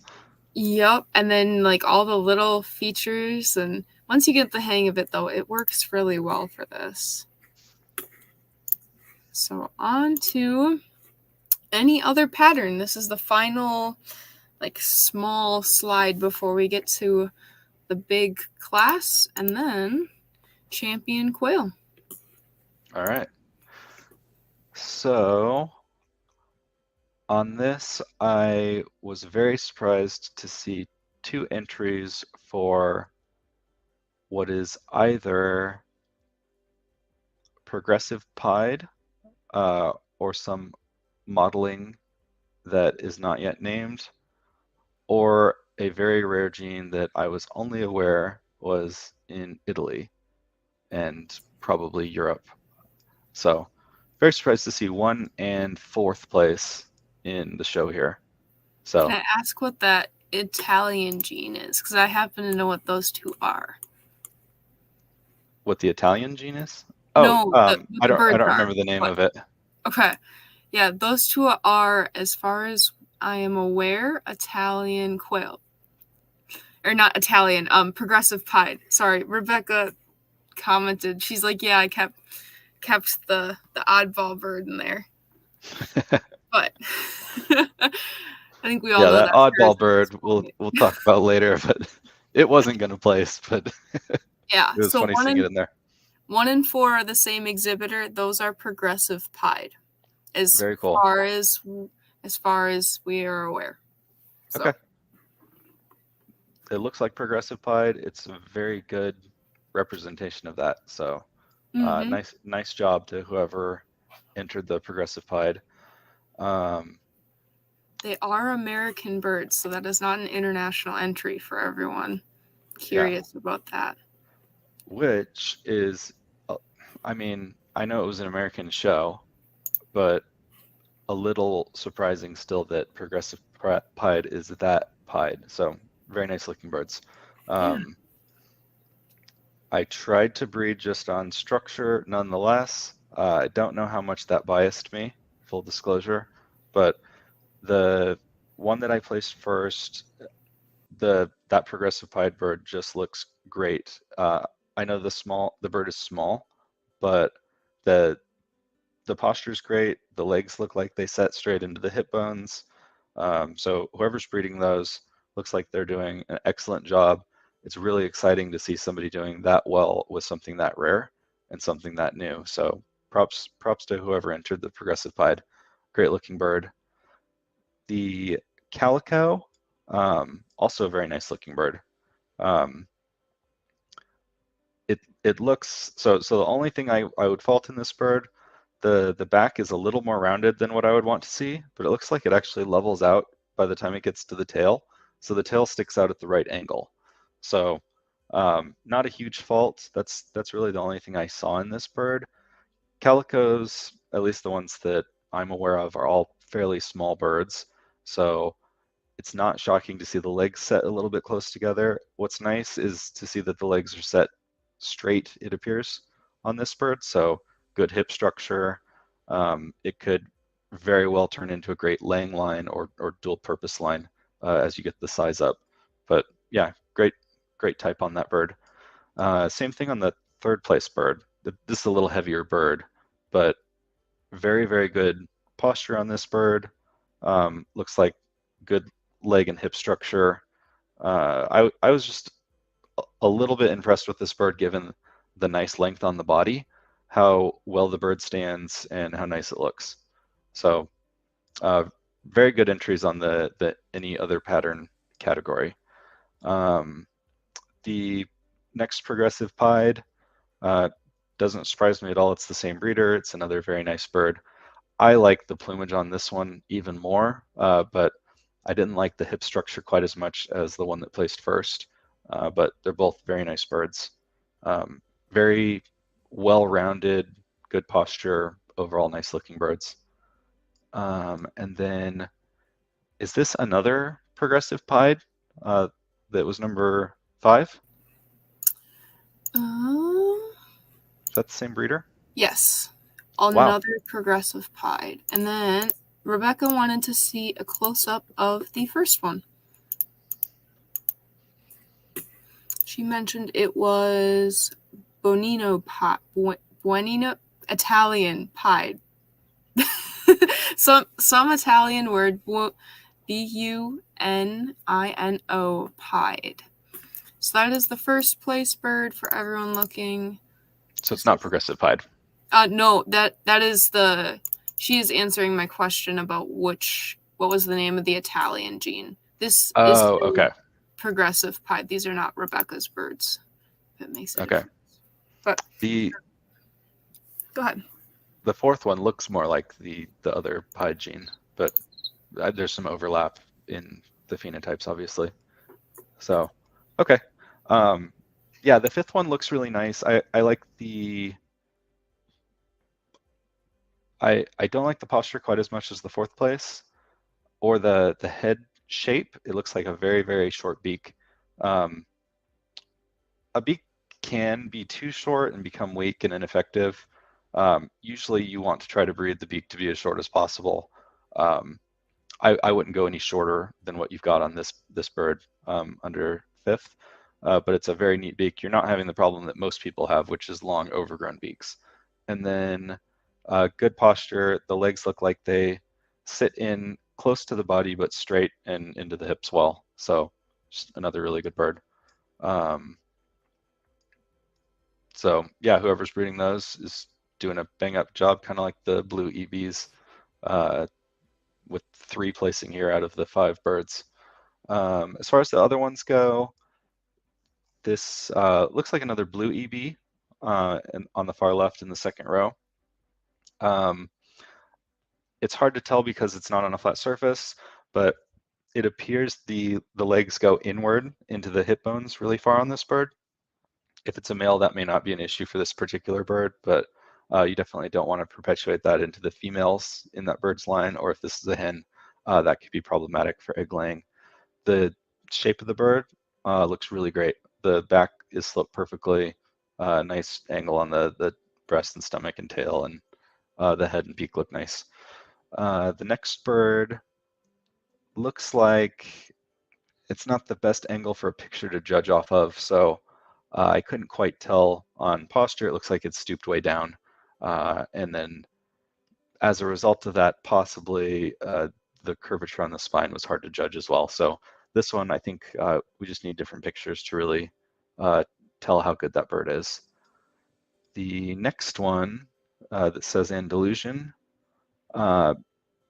decent posture, decent stance. It's a very thinly built bird, and you can tell even though it's thinly built, the legs go a little bit inward, which is why it didn't place. The black, nice looking bird, but very, very steep angles on the legs and feet. So just the way that its stance was, which is pretty typical with a short-bodied bird like this. You don't quite get that perfect stance that you want on the dual purpose birds. The Profi Sparkly male is he's laying down for the most part, or he's very close to it. So I couldn't really judge his posture all that well. Face and beak look fine. The curvature on the back looks fine. The tail looks like it might angle downward a little bit too much, but I can't tell if that's just because of the way that he's sitting. So that was another hard one to judge. The next one looks like a range bird with the white patch, possibly tuxedo. Looks like a very, very short-bodied bird. It's standing fairly erect, which is nicer than one that's stooping down, but very, very short-bodied, and it looks like it has improperly curved spine. So that probably contributes to the short body. I would just work on lengthening that and smoothing out the angles on the spine for that bird. The cinnamon hen, overall pretty nice looking cinnamon. This is a very difficult bird to raise, and this one doesn't look too bad. Feet and hip angles all look really good. Legs go straight into the hip joints. This is probably a really good bird for laying line. I'd like to see it stand slightly more erect. The curvature of the spine looks really, really straight and then curves a little too much toward the base, which angles the tail down too far. So you see the tail angles down, the wing kind of crosses that as it points back. So the wing hangs properly. The chest and stomach angles are all very smooth and nice. The first part of the back is great. I would just work on calling birds so that the back is straight all the way down and they stand a little bit more erect. You're going to get a larger, more productive bird over the next few generations by doing that. Granted, it's really difficult with cinnamons. So overall, nice job with that bird. The bottom left bird is sitting a little funny, so it's hard to judge his posture, but overall, it looks like he has a really nice shaped body, good straight back. I can't tell how his legs and hips are shaped because of the way that he's standing. And then the face looks a little bit compact. So you can see very, very bright round eyes and then a very prominent forehead, if you will, at the front of the eyebrow. So that, my opinion is it can be problematic in certain types of feeders. If he's free range in an aviary, never going to be a problem. But I like to see a smoother forehead and a slightly different shaped head for any type of production line. The splash or dotted white, whatever this white bird is, looks like it has pretty good posture. However, the legs are very, very close together. So that concerns me. It may just be standing funny in that picture because he's kind of propping his head up, looking around. So I could be wrong on that, but from the picture, it looks like he may have legs that sit very, very close together, and at least they're parallel, but they're very, very close together. So it's another one I'd have to feel the bird in person to really judge it properly. The Tibetan tuxedo bird, or crescent patterned bird, is actually a bird that has pretty darn good posture. I can't see how close the legs sit together in the image, but the overall shape and posture of the bird look pretty good. It's got a nice healthy head and beak shape.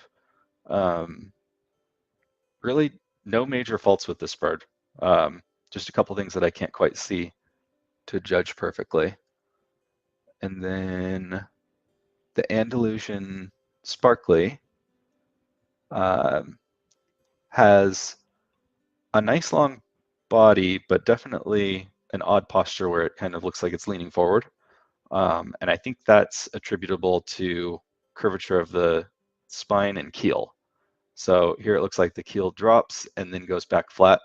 The wings hang nicely. They're nice and tightly tucked on the body.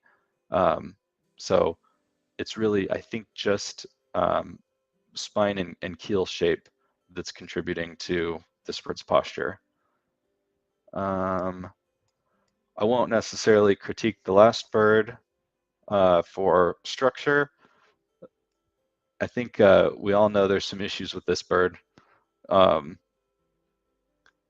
I don't want to hurt whoever's feelings put this bird in there, but we'll give it a special mention on the next page. How's that sound?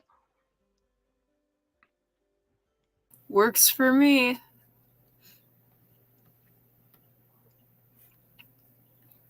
Or I guess on the last page. Yeah, not necessarily this one yet, but getting on to best of class.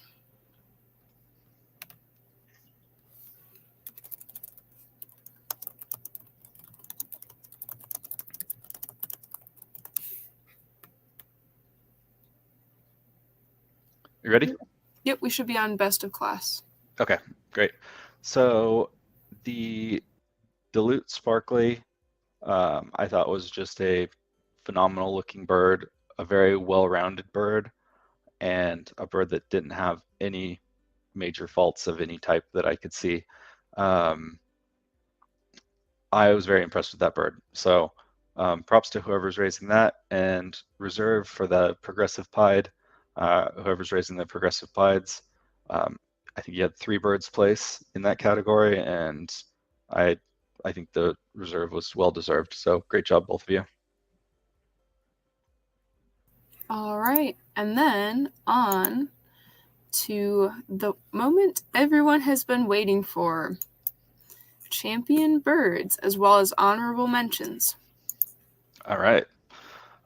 So champion was the Sparkly for all the reasons I just laid out. It's hard to judge based on just pictures alone, but this bird looks like a very near perfect bird. So from everything that I could tell, great bird, great work breeding it. Can't say enough good things about that bird. It's just very pretty. The reserve was the Italian hen that we discussed earlier. Great looking bird. It looks like a very, very good dual purpose bird. Could be turned into a great meat bird. Clearly, the structure can just it looks like this bird is a workhorse. Like it could put on a ton of weight and be a great meat line, or it could produce a ton of eggs and be a great egg line, which is exactly what we're looking for in dual purpose birds. So good job on both of those. Honorable mentions, I have these in three categories, sort of.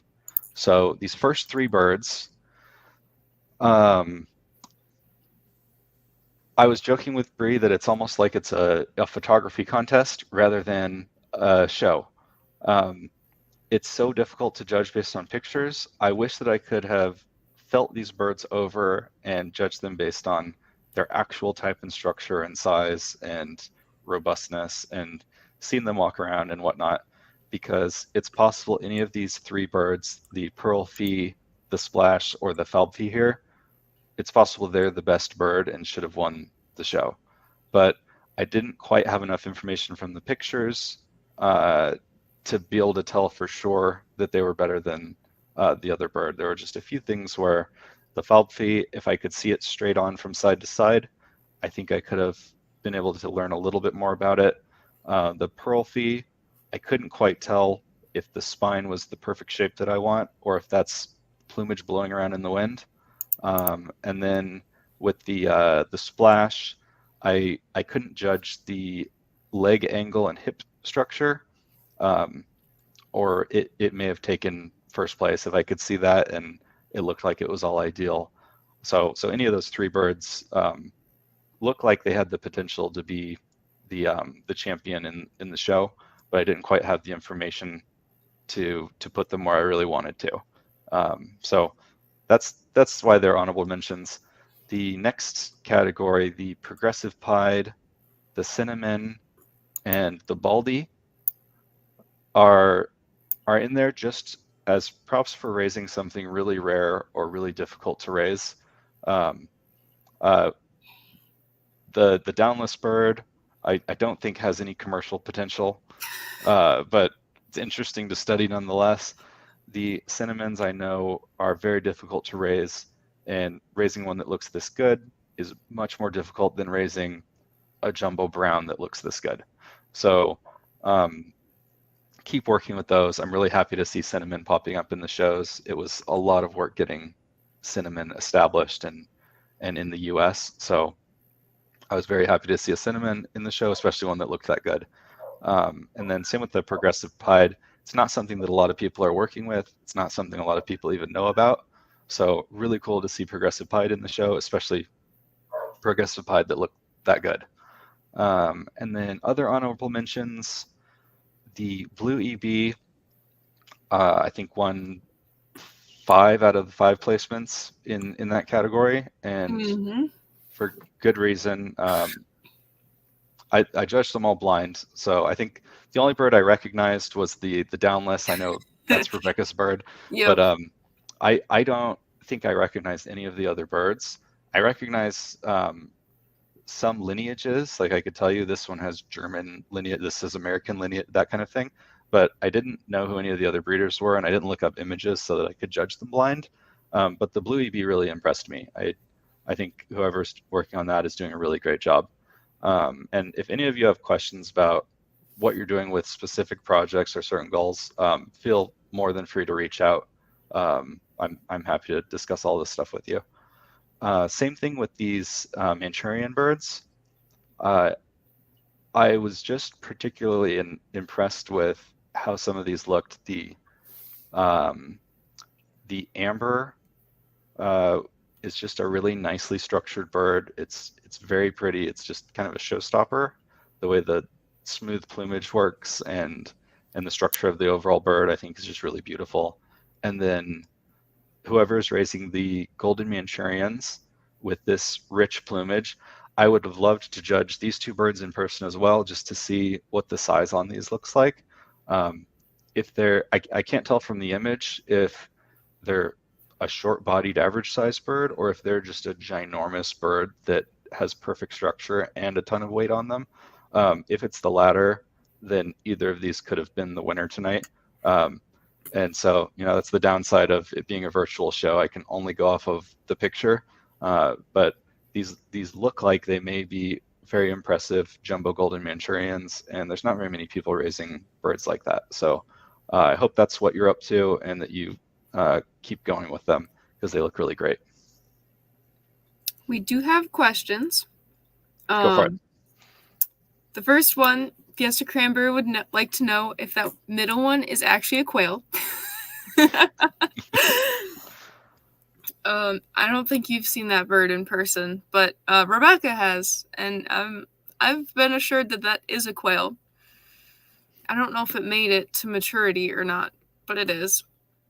And then this one's a little bit more of an actual question from Logan Sorg. So the bird in the middle bottom right looks a lot like the champion. Is there certain traits the champion had over the other one? And I'm guessing he's talking about this bird right here. Sorry I enlarged it just so we can see which one he's talking about. So when you compare this one with the champion, is there one you're like, what's the reasoning for picking the champion? So the reasoning for picking the champion, let me put them side by side, and then you could fix them all later, right? Oh yeah, absolutely.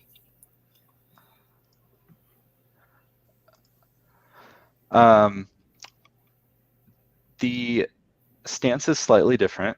So the champion bird is standing slightly more erect. If you look at the shape, the amber bird has almost a perfectly round from the throat all the way to the leg. You can see a little bit where the base of the neck and crop are, and then it's perfectly round. On the champion bird, there's a slight bulge at the crop, and then it actually flattens out a bit and then is round again where the leg starts. I like that shape for dual purpose birds. So what I can tell in the champion bird is it's actually carrying a lot more weight, but still has the perfect stance, or near perfect. I know there's no perfect bird. So yeah, the amber bird is a very good bird. And it has very good posture. I think the posture isn't quite as good as the champion bird, and there's also slightly more curvature in the middle of the spine, where that's a nice flat curve in the champion bird. So I realize I'm nitpicking, but it's all very small differences. I put this in the honorable mention because I think it is a really nice bird, but those things are all just very, very slight differences between the two, since you had wanted me to compare and contrast. Trying to think of anything else. The legs on the amber bird appear to be set slightly more inward, maybe 1/8 of an inch. Not very much. The champion bird, while it's not a perfect picture, you can't see the leg fully. I think I can tell that they're set properly from the top and bottom left image. So there's just certain ways that birds stand when they have the right posture. You can tell even when the angle is very slight. Once you've looked at a few thousand of these, if there's an issue with hip placement and whatnot. So usually if it's a glaring issue, then I'll say something. If it's not, you can you do. There's a lot of guesswork at what's going on under the plumage, but that was my opinion on those two birds. I really do wonder if they were all in person and I could see them all and feel them all, how much I get wrong judging based on images. So definitely not a perfect science, but that was my rationale for those two birds. Absolutely. Thank you. We did have a request to enlarge the bottom right Manchurian here, just so people could see it.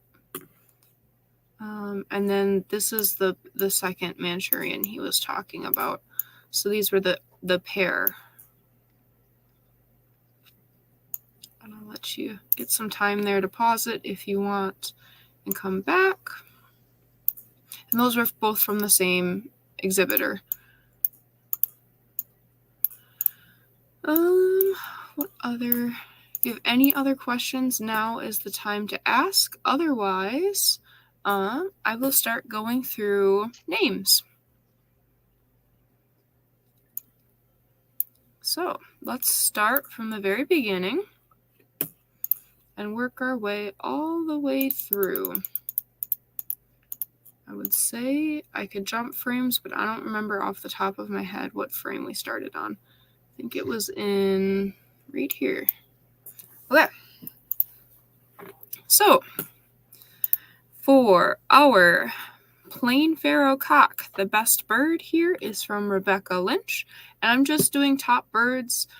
If you want to screenshot or comment on there where your birds are, where your birds place, more than happy to. I just don't have time to list all 200 and some birds. So best plain pharaoh hen is Jessica Fort. Best plain pharaoh overall is Rebecca Lynch. Best Falb Fee is Heidi Randall. Best Andalusian is Art Kiriakou. I believe I'm pronouncing their name right. Best Any Other is Mark Garrett. And then best in class overall wild type is Heidi Randall. On to the fawns. Best Italian cock is Ginny Krudewig. I think I'm saying that right. Best Italian hen is Jessica Fort. And then best plain Italian is Jessica Fort with that same hen.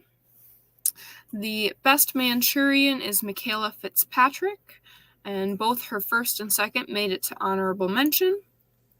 Best Andalusian is Katie Elmer. I want to double check that I've got that one right. Yes, I do. Best Any Other Fawn is Rebecca Lynch. That one also made it to honorable mention. That one was being compared to the champion. Best Overall Fawn is Jessica Fort with that first place Italian. And then on to Extended Brown. With our plain Tibetan, our best plain Tibetan was Caitlin Olive Cole. Our best plain Rosetta is Andrea Ramos. Our best tuxedo or het white is Katie Elmer. Our best any other is Angelica Kahn. She had all of the blue EBs up here. I believe they were also honorable mention. And best of class EB was Angelica Kahn. Getting into the all other mutations, our best black was Art Kiriakou. Ooh, looks like these overlapped a little bit. Our best pansy was Andrea Ramos. Our best sparkly was Rebecca Lynch. And this was the bird that made it to champion row. Our best any other was Lori Ziemba. And then our best of class, all other mutation, was Rebecca Lynch. So getting on to champion row, our reserve champion quail is Jessica Fort with her Italian, and our champion quail was Rebecca Lynch with her all other mutations. And I didn't get a chance to grab all of the honorable mentions, but if you want to comment and mention them below, feel free to do so. I want to give a huge thank you to everyone that entered the show. We had a lot of people enter, comment, share, support, and participate, which is amazing to see. The quail portion of the show especially has grown so much in the past year, and it is just fantastic. So thank you to all the exhibitors for entering some absolutely wonderful birds. Thank you to Michael Rose for judging. And I also want to give a huge thank you to Amy Scott with Fig Tree Farms. You may not have heard or seen, but she was doing all of the behind the scenes work, copying down the numbers for me so that I was able to get names in time. It's something that goes unnoticed, clerking at the different shows. You don't see her name pop up anywhere, and she was in the show, and so instead of being able to get all the comments, she was writing down names and did a fantastic job. So thank you to her as well. So yeah, overall, any last comments from you, Michael, before we sign off? No, just thank you to everyone as well. Great entries. I was very pleasantly surprised at the quality of all of these birds. It was an honor judging the show, and I hope everyone that won and everyone that got an honorable mention, and even the folks that don't, are encouraged by the feedback and keep raising better and better quail. Yeah. So I'll sign off for now and hopefully see some of you guys on the next live show.